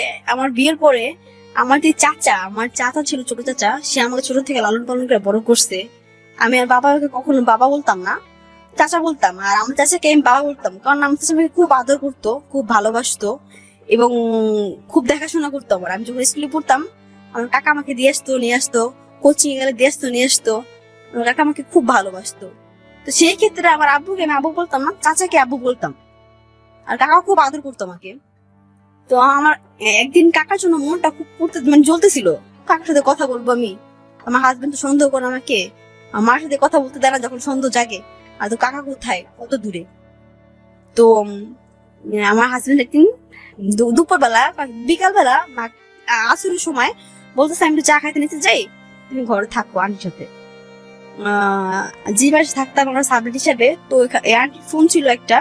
তো আন্টির ফোন দিয়ে আমি চাচাকে একটা মিস কল দিই। কাকার লগে লগে ব্যাক করে, কাকা ভালো আছেন? কয় কে? আমি কাকা আমি ফাঁজে না কি, হ ভালো আছি, তুই কেমন আছিস? আম্মু আমি কি ভালো আছি। এই কথা বলতে বলতে আমি ব্যালকনিতে গেছি, আর আমার হাজবেন্ড আমাকে দেখে বলছে আমার কানে ফোন। ও 2 মিনিটে ঘরে আইছে, দরজা নক করতেছে। ওকে আমি দেখা তাড়াতাড়ি ফোন কাটে দিছি। কাটে দেওয়ার পরে ও এখন বলতেছে যে তুমি কার সাথে কথা বলছো, বলো কার সাথে কথা বলছো। আমি বলতেছি যে কার সাথে না, আবার মিথ্যা কথা বলে। আমি দেখছি আমার কানে ফোন, আমি নাম্বার রিলিট করতে পারি আন্টির ফোন থেকে, দেখে যে ডায়াল নাম্বার আমার চাচুর নাম্বার আছে। তো ও আমাকে ঘরে নিয়ে যায়। ঘরে নিয়ে যাওয়ার পরে ঘরে জানলা লাগায়, দরজা লাগায়, পর্দা দেয়, দেওয়ার পর আমাকে খুব পরিমাণ মারে। ঝাড়ু ছিল, ঝাড়ু দিয়ে আমাকে 4-5টা বাড়ি মারছে এবং কোমরের বেল দিয়ে আমাকে মারছে। ও বলতে তুই কার সাথে সম্পর্ক করিস? আমি বলতেছি আমি কার সাথে সম্পর্ক করি না, আমার চাচু, আমার কাকা যে ছোট থেকে আমার লালন পালন করে বড় করছে, যাকে আমি বাবার মতো দেখি, আমি তার সাথে কথা বলছি। তুই আমার ফোন দিয়ে কেন কথা বলছ না? আমি কি সন্দেহ কর আমার সবসময়, কি কথা বল? তুই বাপ মার সাথে কথা বলতে গেলে সন্দেহের জন্য, আর তোর চাচার সাথে কথা বলতে দিবা? কয় তুই আমাকে কখনো বলছো? বলে দেখতি কথা বলতে দিতাম কি না দিতাম। আমি বলতেছি যা হয়ে গেছে, এখন বলে লাভ নেই। তুই কার লগে প্রেম করস? তোর চাচা মনে হয় আদান প্রদান করে, নেওয়া আসা করে, তোর চাচা মনে হয় পিয়ন করে, তোর কথা ওর কাছে দেয় আর ওর কাছে দেয় না। অনেক কথা আমার হাজবেন্ড আমাকে খুব পরিমাণ মায়ের, অনেক মানে নোংরা ভাষায় কথা বলতেছিল, অনেক খারাপ ভাষায় গালাগালি করছে, অনেক বকাঝকা দিছে। তো আমি খুব পরিমাণ কান্নাকাটি করলাম, কান্নাকাটি করে বললাম যে জান, বিশ্বাস করো আমার কারো কোনো সম্পর্ক নাই, তুমি আমাকে আর মারো না, অনেক মারছো, অনেক কষ্ট হয়েছে আমার, তুমি আমাকে আর মারো না, আমার খুব কষ্ট হইতেছে, আমার খুব কষ্ট হইতেছে, দেখো আমার হাত পা কি হয়ে গেছে, কত পরিমাণ মারছো, কত পরিমাণ জোরে মারছো আমাকে। তখন ও দেখা মানে হাতে পা তাকাইছে, তখন দেখা ও ওর গায়ে আঘাত করা শুরু করছে, তোমাকে আমি খুব মারছি না, তোমার খুব কষ্ট হয়েছে না, আমি চাই না তোমাকে মারতে লেগে, বিশেষ করে আমার মাথা ঠিক ছিল না, আমাকে তুমি মাফ করো। এই কথা বলে ও ওর গায়ে মারতেছে, ওর গায়ে ও ঝাড়ুতে মারতেছে, ওর গায়ে ও বেল দিয়ে পিটিতেছে। মানে আমার দাগ হয়েছে, ওর শরীরে দাগ হইতে হবে, আমি ব্যথা পাইতেছি, ওর ব্যথা পাইতে হবে। তখন আমি বললাম যে চুপ, তুমি এরকম করতেছো, পাগলামি করতেছো কে? যা হওয়ার হয়ে গেছে, তোমার মারলে কে ব্যথা কমা যাইবো, আমার ব্যথা আরো বাড়বো, কমবো না। যা হওয়ার হয়ে গেছে, এখন তুমি তোমার গায়ে আঘাত করো না, তুমি থামো থামো। এই কথা বলার পর ওকে থামাই। তো আমাকে তখন জড়াতে খুব কানাকাটি করে আর বলে তুমি আমাকে মাফ করে দাও, আমি তোমার পণ্যায় করছি, ভুল করছি, মাথা ঠিক ছিল না আসলে। তোমার কেউ কথা বললে আমার হিংসা লাগে, হিংসা হয়, আমার খুব খারাপ লাগে, যে মনে হয় যে সে তোমার আমার সাথে তোমার বেশি সুখে রাখতে পারবে, সবসময় এই কথা আমাকে বলে। তো আমি আর কিছু বলি না, আমি কান্নাকাটি করার পরে থাইমা যাই। সংসারটা আস্তে আস্তে এইভাবে যেতেছিল আমাদের সন্ধ্যার ভিতর দিয়ে। তো আমরা ওই রুম ওই বাসা ছেড়া দিই, ছেড়া দেওয়ার পরে আমরা আরেক বাসায় আসি, ওর ফ্যামিলি, যেখানে মা থাকে, বাবা, ভাই থাকে, বোন থাকে, ওদের বাসার কাছে আমরা আবার রুম নিই। তো রুম নেওয়ার পরে ওর মামা, ওর খালা, ওর মা আমাকে বলতেছে যে আসলে আমার স্বামী, আমার ছেলে তোকে খুব পরিমাণ ভালোবাসো, তো তাই তোকে সন্দেহ করো, এটা কিছু মনে করিস না। আমি বলছি ঠিক আছে মা, আমি কিছু মনে করবো না, কিন্তু আপনার ছেলে এত পরিমাণ সন্দেহ কারণটা কি আমাকে বলতে পারেন আপনি? জানি না কারণটা কি, কিন্তু সন্দেহ করাটা সত্যি, কিন্তু যখন বাচ্চা কাচ্চা হবে তখন ঠিক হয়ে যাবে। তখন আমি কিছু বলি না, সবাই বলে যে বাচ্চা কাচ্চা হলে ঠিক হয়ে যাবে, ওর ফ্যামিলি সবাই বলে। তো আমি বললাম যে ঠিক আছে আমি একটা বাচ্চা নেবো, এখন যখন ঠিক হয়ে যাবে আমি একটা বাচ্চাই নিব। তখন আমি নিয়ে ফেলি, একটা বাচ্চা নিয়ে ফেলি। তখন ও জানে না, ও বুঝতে পারছে যেটা আমি ইচ্ছা করা করছি, কিন্তু ও রাখবে না, ওর ফ্যামিলিরও কেউ রাখবে না বাচ্চা, ও রাখবে না, যে না রাখবো না, এখন কেন নিলে, কি কারণে নিলে? বলছি না 5 বছর পরে নিবে, তো এখন কেন নিলে? ওটাকে নষ্ট করে দিব, এই কত কথা। আমি বলছি না, এটা থাকবে, কারণ তোমার ফ্যামিলি বলে তুমি সন্দেহ করো, আমিও বলি তুমি সন্দেহ করো, আর আমি চাই না তুমি আমাকে সন্দেহ আর করো। যদি বাচ্চা হয় তাহলে ঠিক হয়ে যাবে, যেমন থাক। কি আমি বলছি না এটা অ্যাবর্শন করতে হবে, আমি বলছি না। ওর মা বলে, ওর খালারা বলে, ওর ভাইয়ের বউরা সবাই বলে, ফ্যামিলি সবাই আমাকে কি কথা বলে। তখন আমার উপরে অনেক একটা চাপ সৃষ্টি হয়, অনেক প্রেশার দেওয়া হয়। তখন আমি কাউকে কিছু বলতে পারি না। তো তাকে ঠিক আছে, আমার নন্দের বিয়ে ছিল, তাকে ঠিক আছে, ওর নন্দের তো বিয়ার পরে দেশে যাবো, বিয়ার খাওয়ার পরে বাচ্চা নষ্ট করে ফেলবো। আমি আর কিছু বলি না, আমি ঠিক আছে তখন দেখা যাবে। তো আমার নন্দের যখন বিয়ে হয়, তখন কুমিল্লা হয় বিয়ে, তখন আমরা সবাই কুমিল্লা বেড়াতে যাই। তখন শুনতে পারে যে আমার হাজবেন্ড একটা ছেলে মেয়ের সাথে প্রেম করতো। আমি আগে কখনো শুনি নাই, তখনই ফার্স্ট শুনলাম। তাও শুনতাম না, আমি তখন শুনতে পারছি যে আমাকে সবাই দেখে বলছে কে সবাই বলছে এটা সোহানের ওয়াইফ। তো যেই মেয়ের সাথে আমার হাজবেন্ড প্রেম করতো, ওই মেয়েটা খুব কান্নাকাটি করতেছিল আর কি জানি বলতেছিল। আর আমার নন্দের কাছে ফোন নাম্বার চাই আমার হাজবেন্ডের। তো আমার মনে হইলো যে ওই মেয়েটা কিছু একটা বলতেছে আমার হাজবেন্ডের ব্যাপারে বা হয়তো আমার ব্যাপারে। তো আমার নন্দের আমি জিজ্ঞাসা করলাম, বেশি বড় না আমার ননদ, ছোট, ক্লাস 6 পড়ে। সে আমাকে বলে যে, আমি ডাক দিছি, সে আসতে বলে গেছে, তোমাকে কি বলছে? কয় না, কিছু বলে নাই। আমি কি সত্যি করে বলো, তুমি তোমাকে কি বলছে? কয় না, তুমি যদি শুনো তাহলে ব্যাগে খুব বকাবকি করবা, ভাইলে তোমার লাগে ঝগড়া হবে। আমি কি না, ঝগড়া হবে না, ঝগড়া করবো না, বলো তোমাকে কি বলছে? আসলে ভাইয়া না ওকে অনেক ভালোবাসতো এক সময়, এবং ভাইয়া ওই মেয়েটাও ভাইয়াকে ভালোবাসতো, এবং ভাইয়ারও বিয়ে করবে ঠিকই করছিল, কারণ ফ্যামিলিকে রাজি ছিল না, কারণ ফ্যামিলি সবাই বলতেছে আত্মীয় তাদের আত্মীয় করবো না, তাই ওদের সম্পর্ক ভেঙে যায়। আর এখন ওই মেয়েটা ভাইয়াকে ভালোবাসো, তো তাই ভাইয়ের নাম্বার চেয়েছে তো আমার কাছে। আমি তো বলছি আমি তোর ফোন চালাই না, আর ভাইয়ের নাম্বার আমার কাছে নাই, তুমি ভাবির ঠিক এলো, আমি এই কথা বলছি। তারপর আমাকে আর কিছু বলে নাই। আমার এটা শুনে এত খারাপ লাগছে যে ওগুলো সম্পর্ক ছিল, এটা আমি জানতে পারি নাই। আমি তো সব জানাইছি আমার ফ্যামিলিগত ভাবে, ও কেন জানে নাই আমাকে? ওর মার কথা শুনলাম পরে, যে ওর মার বিয়ে, আবার শুনলাম যে ওর একই অবস্থা। মানে আমার খুব কষ্ট হচ্ছিল, আমি খুব পরিমাণ কান্না করছিলাম। আমি কান্না করতে করতে হাফসাই গেছি, আমি অনেকক্ষণ কান্না করছি। আমার হাজবেন্ড আমার কান্না দেখতে পারে না, তো ও এসে দেখতেছে আমি কান্না করতেছি। ও বলতেছে যে আমার শাশুড়িকে বলতেছে যে, মা মা খালা, আমার বউ কেন কান্না করতেছে, কি কারণে কান্না করতেছে, কি হয়েছে আমার বউর, কি সমস্যা, আমার বউ কান্না করতেছে, তোমাকে না বলছি বেড়াইতেছি, আমার বউকে তোমরা কোনো কথা বলবা না। তারপর তোমার খোঁচাখুচি করছো, তারপর তোমার কিছু বলছো আমার বউকে। কি আমার শাশুড়ি বলছে, বিশ্বাস কর তোর বউকে আমরা কিছুই বলি নাই, তোর বউ শুধু কান্না করতেছে। তখন আমার ননদ বলতেছে, শুধু কান্না করতেছে না, এই কথা শোনার পর তোর বউ কান্না করতেছে, তুই নাকি সম্পর্ক তোর সাথে, তোর নাম হচ্ছে এর জন্য। তখন আমার হাজবেন্ড আমাকে অনেক পরিমাণ বুঝাইলো, যা হওয়ার আগে হয়ে গেছে, এখন তোমাকে তো আমি ভালোবাসি, তুমি তো আমার সব, তুমি এখানে কান্না করার কি আছে? আমি বলি আমার খুব কষ্ট লাগছে, তাই আমি কান্না করতেছি, তুমি কেন আমাকে জানাও নাই? আমি চাইছি তুমি জানানোর কোনো প্রয়োজন নাই, থাক এভাবে থাক, আর তোমাকে আমি অনেক ভালোবাসি। আমার হাজবেন্ড আমাকে সত্যি অনেক ভালোবাসে, সন্দেহ করলেও অনেক পরিমাণ ভালোবাসে। তো আমি আর কিছু বলি নাই। ও তখন হয়েছে যে আমার ননদ আর আমার শাশুড়ি বলতেছে যে শালা দুলাভাইয়ের সাথে ঘুমাবে আর নন্দে ভাইয়ের সাথে ঘুমাবে, আমি ঘুমাবো না আমার স্বামী ছাড়া, কারণ আমার স্বামী ছাড়া আমি কোথাও একটা ঘুমাই নাই, এবং আলাদাও থাকি নাই, এবং 1 ঘন্টা কোথাও কাটাই নাই। তাহলে আজকে 1টা 2টা রাত আমি কিভাবে আমার স্বামী ছাড়া থাকবো? আমি স্বামী ছাড়া ঘুমাবো না, আমার স্বামীর সাথে আমি ঘুমাবো, যা হওয়ার হোক, যে যা মনে করো করুক। তো ওইখানে নতুন বলছিলাম আমি, আবার সবাই আমার রং মাইন্ড নিতেছে যে সোহানের বউ সোহানকে ছাড়া ঘুমাবে না, এটা কিভাবে সম্ভব? অনেক কথা বলতে, গ্রাম অঞ্চলের মানুষ তো যা পারে তা বলতেছে। আমি আমার স্বামীকে বলি, যে যা বলার বলুক, আমি কোনটা কেয়ার করতেছি না, আমি তোমাকে ছাড়া কোথাও ঘুমাবো না, প্রয়োজনে তোমাকে নিয়ে আমি বাইরে দাঁড়িয়ে রাত কাটো, সমস্যা নেই। তারপরে আমার স্বামী আমাকে থাপ্পড় মারলো, তুমি এখানে বসে এটা করবা? আমি কি, তুমি যখন আমার বাপের বাড়ি তখন তো আমাকে ছাড়া কোথাও ঘুমাও না, আমার সাথে তুমি ঘুমাইবা, আমি টয়লেটে গেলে তুমি টয়লেট পর্যন্ত যাও, এখন এরকম হবে কেন? ওর কিছু বললো না। তো পরে আমার শাশুড়ি আমাকে ঠিক আছে তোরা ঘুমাই, শুধু ঘুমা, কি সমস্যা নেই, আমাদের সাথে কেউ চাইলে ঘুমাইতে পারে। তারপরে আমার ভাসুর ওয়াইফ, আমি আর আমার হাজবেন্ডের সাথে ঘুমাইছি। দ্বিতীয় দিন আমার ননাসের হাজবেন্ড আর আমি আমার হাজবেন্ড একসাথে ঘুমাইছি। তারপরের দিনকে আমরা ঢাকায় এসে বসছি। আর যখন কুমিল্লায় ছিলাম আমার হাজবেন্ড আমাকে প্রচুর পরিমাণ মারছে, পেটে লাথিও মারছে আমাকে। আমি ভাবতেছি যে ওর সাথে ওরকম সম্পর্ক, আমার মনে হইতেছে যে কুমিল্লা যাইয়া হয়তো ওই মেয়ে দুর্বল হয়ে পড়ছে, ওই মেয়েকে ভালোবাসে, আগে ভালোবাসতে এখন হয়তো না বাসতে পারে। তো ওকে দেখলে ওদের কেমন হয়ে যায়, ওর চোখ মুখ ওর জানি কেমন যেন হয়ে যায়। আমার মনে হচ্ছে যে কেমন যেন হয়ে যায় ওই মেয়েটাকে দেখলে, আর মেয়েটা ওকে দেখলে কেমন যেন হয়ে যায়। আর ও আমার সাথে খারাপ ব্যবহার করতে শুরু করে, শুধু খারাপ ব্যবহার করতো। কুমিল্লা যাওয়ার পর শুধু খারাপ ব্যবহার করতো। তো কোনোভাবে ঢাকা আসি আমরা। ঢাকা আসার পরে এখন আমি বলি যে তুমি দেশের মধ্যে খারাপ ব্যবহার কেন করছো, কি কারণে করছো?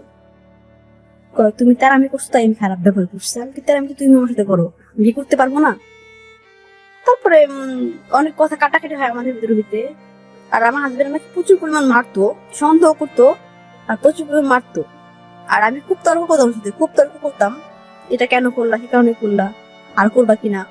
আমি খুব তর্ক করতাম সব সময়। তো ওর জিদ ছিল আমি মারবো না, তর্ক কেন করো, তুমি তর্ক করতে পারবে না।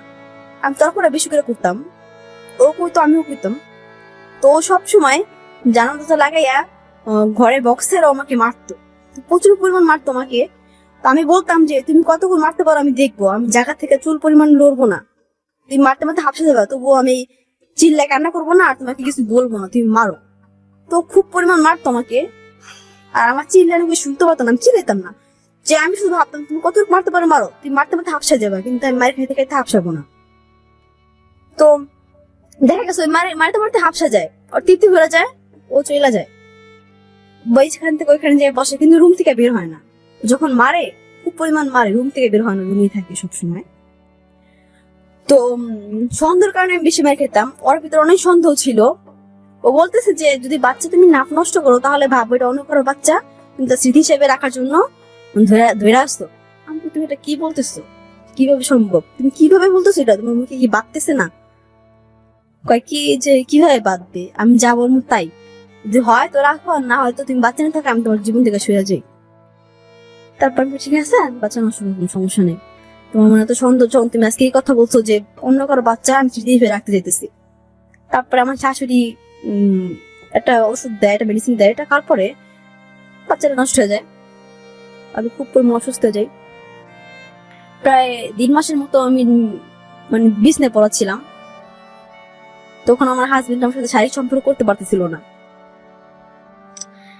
তার জন্য ও কিছু মানে প্রয়োজনীয় জিনিস মানে প্যাকেট মানে কন্ডম কিনে আনে ঘরের ভিতরে, এক লগে 12 প্যাকেট।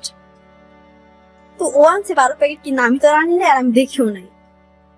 তো ওইখান থেকে 2 পিস নাকি ও ব্যবহার করছে, আর বাদ বাকি তো ঘরেই ছিল।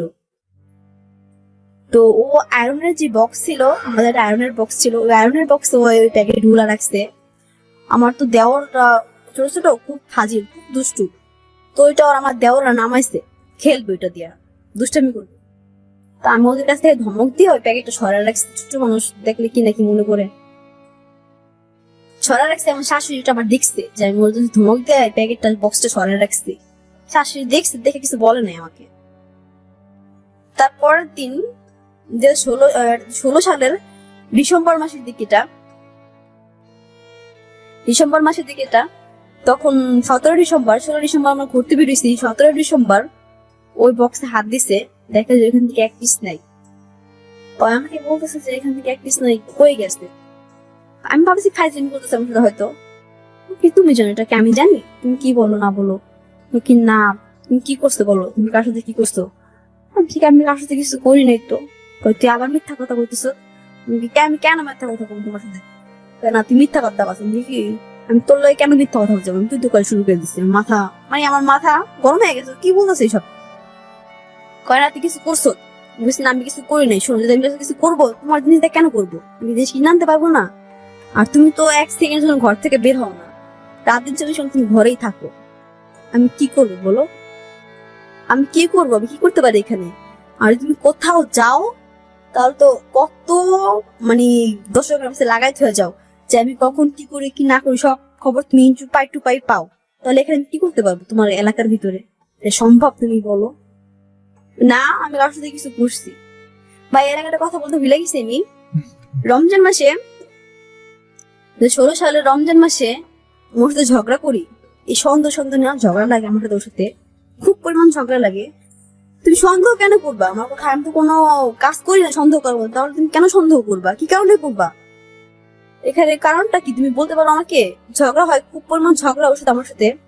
তো ওর ঝগড়া কেরা ও তারা চলে যায় আমাদের এক কাস্টমারের বাসায়। একটা কাস্টমার ফোন দেয় আমার হাজবেন্ডকে যে শোন আসো, আমার খুব পরিমাণ ঘরে কাজ আছে, তুমি কাজ নিয়ে যাও, অনেক পরিমাণ কাপড় চোপড় জমাইছে ঘরে, তুমি নিয়ে যাও। আর এখানে আমার খুব ঝগড়া হয়। ও ঘর তালা মারে আমাকে নিয়ে আমার শাশুড়ির বাসায় চলে যায়।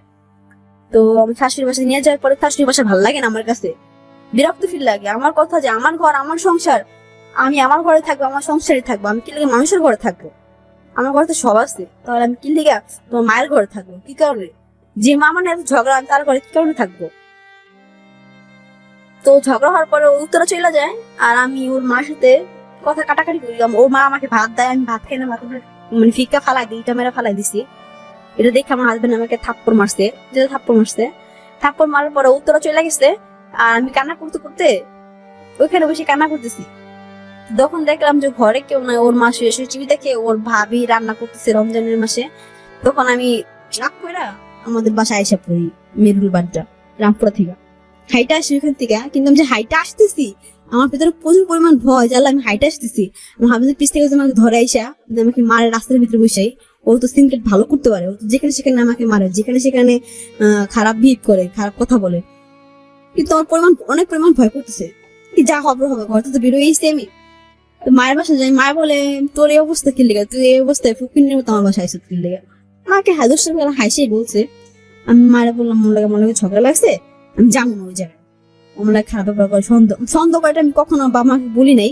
আমার বাপ মাকে হয়েছে জানতে পারছে। কেন ঝগড়া লাগছে আমি শুধু খালি কথা পেঁচাই। আমার আব্বুকে আমি এটা পড়ছি, আমার আম্মু কিছু বলে নাই।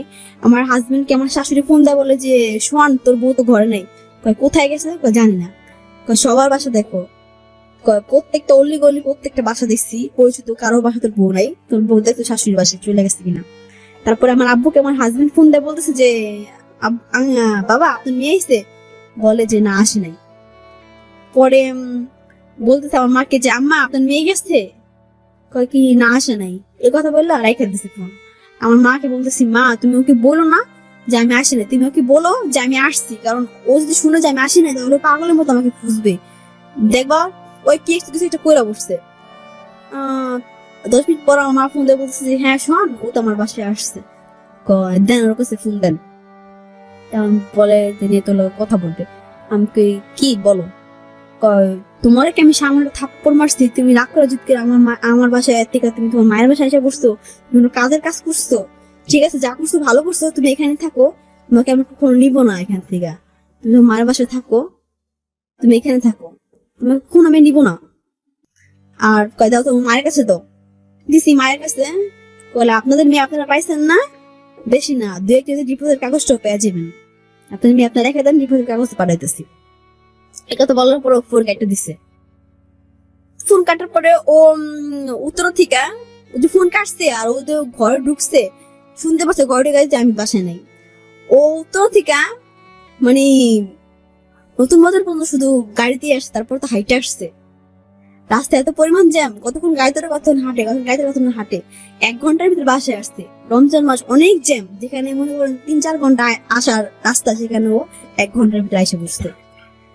আয়সা দেখে যে আমি কথা বলতেছি ফোনে আমার কাকার সাথে, ওই কাকার সাথে সন্দেহ করছে আমার কথা বলতেছি।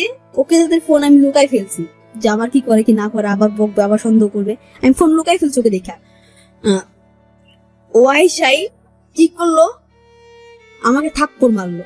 আমার বোন বা কি ভাই আমার আপুরে হাত দিবেন না, এটা কথা বলতে আমার বোনকে ধাক্কা মারলো। আমার বোন যা পড়লো, পড়ার পরে ব্যথা পেয়েছে কপালে। আর এমন থাপ্পড় মারলো আমাকে, গালে 5টা আঙ্গুল বসে গেল এবং আমার গালটা নীল হয়ে গেছে, মনে হইতেছে কেউ আমাকে কিছুদের বাড়ি মারছে জুড়ে, বিচ্ছিরি হয়ে গেছে এই জায়গাটা। তো আমি আর কিছু বলি নাই, আমি গাল ধরে কান্না করতেছি। মা রান্নাঘর থেকে বলতেছে তুমি কি করছো, তুমি কি করছো, তুমি আমার মেয়েকেও মারছো, ওই মেয়েকেও মারছো, তোমার সমস্যা কি? ও আর কিছু বলে না, ও কিছু না বললো, আমার মাকে কোনো উত্তর দেয় নাই। ও মানে আমাদের মানে উঠানে মানে দুয়ারের পাশে ইট ছিল, ওই ইটটা ওর মাথাটাও ফাটাইছে রাগে। ওর মাথায় ওইটা জোরে একটা বাড়ি মারছে, মাথার ফাইটটা রক্ত পড়তেছে, মানে এত পরিমাণ রক্ত দেখে আমি পুরো অজ্ঞান হয়ে গেছি। ও ভাবছে কি যে ওর মায়ের খাই আমি অজ্ঞান হয়ে গেছি, কিন্তু আসলে ওর রক্ত দেখে আমি অজ্ঞান হয়ে গেছি। তো ডাক্তার আসে এখানে, আমি অজ্ঞান হয়ে গেছি দেখে দাঁত লাগছে কিনা লাগছে। তারপরে আমার হাজবেন্ড ও ভাবছে কি যে আমি ওর মায়ের খেয়ে অজ্ঞান হয়ে গেছি, ও অজ্ঞান হয়ে গেছে। তারপরে আমার সেন্স আসে, ওর সেন্স আসে। তারপরে আসার পরে ডাক্তার বলতেছে এত পরিমাণ রক্ত, ওর তো সেলাই করতে হবে জায়গা, সেলাই না এখন রক্ত পড়া বন্ধ হবে না। ও বলতেছে ডাক্তার রক্ত পড়লে কোনো সমস্যা নাই, জায়গা সেলাই কোনো প্রয়োজন নাই, আপনি কোন রকম মেডিসিন দিয়ে মাথাটা ব্যান্ডেজ করে দেন। নষ্ট হয়ে যায়, ঝগড়া হয় খুব পরিমাণ। 17 ডিসেম্বর থেকে পুরো জানুয়ারি 7 তারিখ পর্যন্ত, 17 সালের 7 তারিখ পর্যন্ত পুরো ঝগড়া হয়। এই ঝগড়া প্রচুর পরিমাণ ঝগড়া হয় ভাইয়া, এত পরিমাণ ঝগড়া হয় বলার বাইরে। যে এই কদিন হয়তো বা আমি না খেয়েছিলাম, আমাদের ঘরে কোনো রান্না বান্না হয় নাই, শুধু পানি খেতাম আর শুধু খাবার খেতাম, রান্না হতো না ঘরের ভিতরে, কি খাবো, আর ও না খেয়ে থাকতো। তারপরে আমি বলি যে হ্যাঁ আমি কিছু করছি, তোমার তো মনে হইতেছে, ঠিক আছে আমি কিছু করছি, তুমি কি করবো, আমাকে ছেড়ে দিবা, ছেড়ে দাও, আমার কোনো সমস্যা নেই, এত সন্দেহ নেই, সংসার করা যায় না। তো বল তোর কি ছাড় লেগে আমি বিবাহ করছি, তোর কি ছাড় লেগে আমি বিয়ে করছি, আমি তোকে ছাড়বো না, আমি তোর আমার সাথে রাখবো। এই কথা বললা ও ওর মার সাথে ঝগড়া করে, ঝগড়া করার পরে ও চলে যায় বসুন্ধরা আমাকে নিয়ে। ও সিদ্ধান্ত ও মারা যাবে, ও আমাকে নিয়ে মারা যাবে, আমি কিছু করছি কারোর সাথে, ওই কষ্টে সিদ্ধান্ত নেয় ও আমাকে নিয়ে আত্মহত্যা করবে। তখন ওর পরশু এক মামা ছিল, ওর সাথে মামার সাথে 12 বছরের সম্পর্ক, তুই মামা বলতেছে তুই কেন মারা যাবি, যা হয়ে গেছে তুই কেন মারা যাবি, তুই ওকে নিয়ে বসুন্ধরা চলে আয়, তাহলে আমি আমার ওয়াইফকে নিয়ে আসবো ঢাকা, সব একলগে থাকবো। এই কথা বলার পরে ও কিছু বলে না, সিদ্ধান্ত নেয় যে ঠিক আছে মামা যা বলছে তাই আমি করবো। তো আমাকে নিয়ে বসুন্ধরা চলে যায়। তো মামা আমার ওয়াইফ নিয়ে আসে, মামার ওয়াইফ, মামা, আমি আর আমার হাজবেন্ড সাবরে থাকি এক বাসায় এক ফ্ল্যাটে। তো এখানে আমরা একসাথে 5 মাস থাকি। 5 মাস থাকার পরে আমরা রুম ছেড়া দিই, আলাদা হয়ে যাই। কারণ ওই রুমটা নিচে ছিল বসুন্ধরা, অনেক নিচে ছিল রুমটা, খুব পরিমাণ পানি উঠে, অনেক পানি উঠে বলার বাইরে। তো আমার খুব ভালো লাগতো না, ঘৃণা লাগতো, একটু বৃষ্টি হলে পানি উঠতো। আমি বলতাম কি রুম ছাড়ো, ভালো একটা রুম নাও, আমার ভালো একটা রুমে যাই, পানি উঠে ঘরে। তো এই কথা বলার পর ও রুম ছেড়ে দেয়। তো আমি আরো এক্সট্রা একটা রুম নেই, আর মামা আর মামি তারা আরেকটা রুম নেই, আমরা আলাদা হয়ে যাই, যে তার মতো আমার আমার মতো। তো কিছুদিন পরে জুন মাসের ঘটনা, এটা 17 সালের জুনের দিক দিয়া, জুন মাসের 1 তারিখে আমি আলাদা হয়ে যাই। তো এই 1 তারিখ থেকে আমার মনে হয় যে মামার সাথে আমার সাথে কোনো সম্পর্ক আছে, আবার মনে হয় যে আমার কোনো সম্পর্ক ছিল আমার সাথে। আমি বলি তুমি কি বলো, কি সম্পর্ক থাকবে আমাদের সাথে, সে আমাকে মেয়ের মতো দেখে, তাকে বাবার মতো দেখে, কি সম্পর্ক থাকবে, তুমি কি বলতেছো এটা, কয় না কোনো সম্পর্ক আছে, তুমি মিথ্যা বলতেছো। আমি কেন মিথ্যা বলতো তোমার সাথে, তুমি কেন সন্দেহ করো তো আমাকে। কখনো কখনো আমাকে এত পরিমাণ সন্দেহ করতো, তালা মারা রেখে যেত ঘরের ভিতরে। তো মামা বলতো তুই ঘর তালা মারা কেন রাখোস, দেখা গেছে ঘরে কোনো আগুন টাগুন বা গ্যাসের কোনো জিনিস লাগলে বা কারেন্ট লাগলে তখন কিভাবে বেরোবি থেকে, তুই কেন এটা করস। তখন কই কি ঠিক আছে মামা ভুলে গেছে, আমি ওরকম তালা মারা রাখবো না, ঘরে কিছু মনে চাই করতে ওর সমস্যা কি, আর তাছাড়া তো ভাড়া লাগে তো ওর ডিভোর্স দিয়ে দে, আর তো সন্দেহ সংসার হয় না, আর তো সন্দেহ করতে ভালো না, বলকে ভালোবাস ঠিক আছে, অনেক ভালোবাস তাও ঠিক আছে, সন্দেহ করা ভালো না, সন্দেহের লিমিট থাকে। তো এই কথা বলার পরে ওর মনে হচ্ছে যে ও আমার সাথে কিছু একটা করছে, আমার লাগে কোনো সম্পর্ক আছে, সবসময় এটা মনে করে। এটা মনে করার পরে আমার লাগে প্রচুর পরিমাণ ঝগড়া হয়। তো ওর মনে হয় আমি কিছু একটা করছি, আমাকে জিজ্ঞাসা করে, আমি বলি যে না কিছু হয় না আমাদের ভিতরে, না কিছু হয়েছে, আমি বলি না কিছু হয় নাই। তো আমাকে খুব পরিমাণ মারে, তখন আমাকে মারে, আমি তখন কোরআন চেকিরা কাটি যে না কিছু হয় নাই, তো কিভাবে বিশ্বাস করবো। তখন আমি কোরআনের উপর আয়াত লেখা বলি যে মামার সাথে আমার সাথে কোনো সম্পর্ক নাই, কোনো রিলেশন নাই, কিচ্ছু হয় না আমাদের সাথে, তুমি আমাকে শুধু ভুল বুঝতেছো, তুমি আমাকে ভুল বুঝো না, বিশেষ করে কোরআন চেয়ে কিচ্ছু হয় না আমাদের ভিতরে। কয় কি আমি বিশ্বাস করি না। আমি কি তাহলে কিভাবে বিশ্বাস করবো, কয় তুই মরে যা তাহলে আমি বিশ্বাস করবো যে কিছু হয় নাই। তখন আমি বললাম ঠিক আছে আমি কিভাবে মরবো তুমি বলো, আমি কিভাবে মরলে তুমি শান্তি পাবে, আর কিভাবে মরলে তুমি বিশ্বাস করবো যে আমি কিছু করিনি।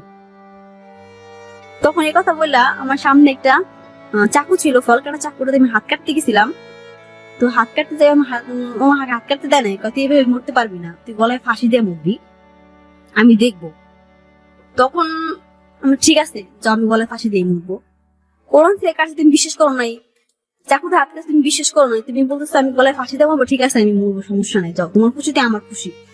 তো তখন আমি গলায় ফাঁসি দিতে যাই, গলায় ফাঁসি দিই।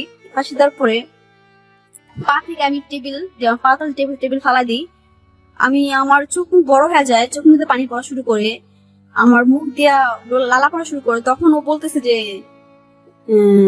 মর মর মর, ও কিছু বলতেছে, তুই মর তুই মর। আমি তো মরতেছি এখান দিয়ে, তবু বলতেছে তুই মর তুই মর। এই কথা বলার পরে দেখতেছে যে আমার অবস্থা পুরো টাইট হয়ে গেছে, আমি পুরো কাহিল, আর 2-1 মিনিট আগে মারা যাবো। তখন ওই চাকুটা দিয়া উপরে রশিটা কাটি দিতেছে, কাটটা দিয়ে নিচে ফালাইছে আমার, ফালার সাথে আমি অজ্ঞান হয়ে গেছি। অজ্ঞান পরে আমাকে পানি টেনে দিয়ে আমার মাথা মুথা হাত পা মেসেজ করতেছে, করার পরে আমাকে জ্ঞানে আনার পরে বলতেছে যে তুমি কি সত্যি কথা বলবা না, তুমি কি করছো সাথে, তুমি মরার আগে মিথ্যা কথা বলে যাবা। আমি বললাম যে আমি চাকুতে হাত কাটতে গেছি, কোরআন চেয়ে বলছি, আবার আত্মহত্যা করতেছি গলায় ফাঁসি লাগে, তবু তুমি বিশ্বাস করতেছো না, আর কি করতে বিশ্বাস করবো বলো। কয় না আমার মনে হয় না তুমি কিছু করো নাই, আমার মনে হয় তুমি কিছু করছো ওর সাথে। আমি যাও, তোমার যদি মনে হয় তুমি যা করার করো, তুমি কিছু জিজ্ঞাসা করো না আমাকে। আমি ওরা মায়েরা ফেলবো, তুমি মারো কাটো যা করার করো, আমার কোনো আপত্তি নেই এখানে। তখন যে বলতো না তুমি মারো না, তখন ও বলতো ঠিক আছে তুমি মারবো না, তোমার সম্পর্ক আছে, ও জানি বলতে না পারতো, আমি তুমি মারো কাটো যা করো তাই করো, আমাকে কিছু জিজ্ঞাসা করো না। তখন লোকটাকে বাসায় আনে, বাসায় আনার পরে ও লোকটাকে বলে যে মামা আপনি আমার বাসায় আসেন, আপনাদের কথা আছে আমার, আমি কিছু কাপড় কাটবো, আমি কাটতে পারতেছি না, আপনি শিখাই দিয়ে যান। তো মামা বাসায় আসে সন্ধ্যার সময়, সবাই জানে ও মামা আমাদের বাসায় ইফতারি করতে আসছে। তো মামা বাসায় আসার পরে মামা ইয়াবা খাইতে একটু নেশা করতো, মামা আমাদের ঘরে বসে নেশা খাইতেছে। তো পিস থেকে এসে একটা ঘাড়ে বাড়ি মারছে। আমি ছিলাম আরেক রুমে, আমাদের 2 রুমের ফ্ল্যাট ছিল, আর আরেক রুমে ছিলাম। আমি রান্নার জন্য ব্যবস্থা করতেছি, কি কি রান্না করব। তো পিস থেকে এসে মামাকে একটা বাড়ি মারে, মামা দাঁড়াতে যায় প্রথম, তারপর আরেকটা মারে, এরকম ভাবে 2-3টা বাড়ি মারে। তো মামা পরে মারা যায়, 3টা বাড়ি মারে মামা মারা যায়। ও এসে বলতেছে যে আমি ওরে মারা ফেলছি। তুমি কি করছো, ওরে মারা ফেলছো মানে মানটা কি, তুমি কি করছো? ওরা আমি মারা ফেলছি, ওকে মারা ফেলছি। তুমি কি বলো? সত্যি আমাকে মেরে ফেলছি। মানে আমার তখন এত খারাপ লাগছে, এত তখন ভয় দিচ্ছে বলার বাইরে। তারপর আমি বললাম এখন আমি কি করবো বলো, কি করবো এখন, কি করার আছে এখন? মানে তিনি মার্ডার করেছেন? হ্যাঁ মার্ডার করছি। তারপর উনি বলতেছে যে আমি বলছি কি করবো, আমি কি করবো, আমরা তো ভয় হাত পা কাঁপতেছি, তুমি কি করলা? আমার শুধু একটা কথা, তুমি এটা কি করলা, সন্দেহ করে তুমি এটা লোকের ভোটটা করলা। এখন এটা ভাবলে হবে না, তুমি চলো আমার সাথে। কোথায় যাবো? আমরা যাবো মহাখালী। কার বাসায়? আমার বাবার বাসায়। ওর মা তো 2টা বিয়ে, তোর বাবা বাইচে আছে, হয়ে গেছে আর কি। তো বাবার বাসায় যাই মহাখালীতে, আমরা বাবাকে সবকিছু জানাই আমরা যে বাবা আপনার ছেলে এগুলো। আমার বাবা এখন অনেকবার জিজ্ঞাসা করছে আমাকে, আমি কিছু বলি নাই, আমার হাজবেন্ড বলতে আমাকে নিষেধ করছে, তাই আমি কিছু বলি নাই। তো দুপুরবেলা ওর বাবাকে ও বলতেছে বাবা আমি এগুলো করছি। তো বাবা বলতেছে তুই কি করছো, তুই এটা কি করছো, তা কি করলি? এখন তোমাকে বলতেছো এটা কোনো কথা, এটা কোনো যুক্তি? যা তুই টাকা পয়সা দিছাই তোর নেই, গ্রামের বাড়ি চলে যা, বরিশাল চলে যা। আমরা যখন বরিশাল যাই, আমার খুব পরিমাণ ভয় ছিল, জানলা কি হয়েছে, কি হবে সামনে, ভবিষ্যৎ আমাদের কি হবে। তো বরিশাল যাওয়ার পরে আমরা তো এক রুমেই থাকি, এক রুমে দেয় আমাদের। তখন আমার হাজবেন্ড আর আমি অনেক দ্রুত ভাবে শুই, মানে এত দ্রুত ভাবে শুই আমাদের মাঝখানে আর 2 লোক শুইতে পারবে। আমার বলছে তুমি দূরে শুতেছি, কাছে আসো। আমি কি না আমার খুব ভয় করে, তুমি আমাকে মাইরা ফেলো। ও বলতেছে তুমি পাগলের মতো এত কথা কেন বলতেছো, তোমাকে মার কোন দুঃখে, যদি মারতাম তাহলে তোমাকে মারতাম, ওই লোকটাকে মারতাম না। আমি শুধু কান্না করতেছি যে কি হবে আর কি হইলো। তারপর আমি বলতেছি যে যা হয়ে গেছে কান্নাকাটি করে লাভ নাই, আর আমার প্রচুর পরিমাণ ভয় করতেছে, তুমি সিমটা ফালাই দাও। ঠিক আছে সিম ফালাই দিব। সিম ফালাইছে, ফোনটা আর ফালাই নাই। আমি বলছি তুমি ফোনটাও ফালাই দাও, তুমি দেখো না ক্রাইম পেট্রোলে কিভাবে কি হয় না হয়, তুমি ফোনটাও ফালাই দাও। কয় না না বাংলাদেশে এরকম কোন তথ্য প্রযুক্তি হয় নাই, তৈরি হয় নাই যে আমাদেরকে অ্যারেস্ট করবে ফোনের মাধ্যমে। আমি না তুমি ফালাই দাও, ফোনটা ফালাই দাও। ও ফালাই নাই, ফোনটাও কাছেই রাখছে। ওই ফোনের সূত্র ধরা ভাইয়া আমাদেরকে পুলিশ থেকে মামলা হয় থানায়, থানা থেকে আমাদের মামলা যায় ডিবি অফিসে মিন্ট রোড। ওইখান থেকে 2 টিম গাড়ি যায়, ডিবি যায়, সরি 3 টিম ডিবি যায় আমাদের অ্যারেস্ট করার জন্য, যে আমরা কত বড় আসামি, ঘরে মার্ডার করে লাশতে চলে গেছি। তারপরে আমাদের অ্যারেস্ট করতে যাওয়ার পরে সকালবেলা আমার হাজবেন্ডকে আমি বলি যে তুমি উঠো, ওইটা হাত মুখ ধোয়া, আমি হাত মুখ ধুয়ে আসি। তো আমি হাত মুখ যাই পুকুরে, যাই সবার সাথে কথাবার্তা বলি, ওখানে নতুন বউ আমি। কেউ জানে না যে আমরা বিয়ে হয়েছে আমাদের, সবাই ভাবতেছে কি আমাদেরকে ভাগাই নিয়েছে, আমার হাজবেন্ড আমাকে ভাগাই নিয়ে এসছে, সবাই এটা মনে করতেছে। যখন বাসায় পুলিশ আসে, ডিবি আসে, তখন জানাজানি হয়, যে মার্ডার করছে এটা জানাজানি হয় না, সবাই বলতেছে যে আপনাদের মেয়ে পাইছেন, আপনারা মেয়ে নিয়ে যান, আমাদের ছেলে রেখে যান। ডিবি করতেছে যে না, আমরা ছেলে দুজনকে নিয়ে যাব, একজনকে নিব না। আর তখন আমার হাজবেন্ড ইচ্ছা করলে পালাতে পারতো, পালা না শুধু আমার দিক তাকাইয়া। কারণ যখন আমার হাজবেন্ডকে ধরতে আসে ডিবি, তখন একজন লোকই মাত্র আসে। সে আয়সা ঘরের ভিতরে বলতেছে ওর দাদুর কাছে যে এই ঘরে কি সোহান নামে কেউ থাকে। তখন দাদু বলতেছে আপনার সোহানের কি লাগেন।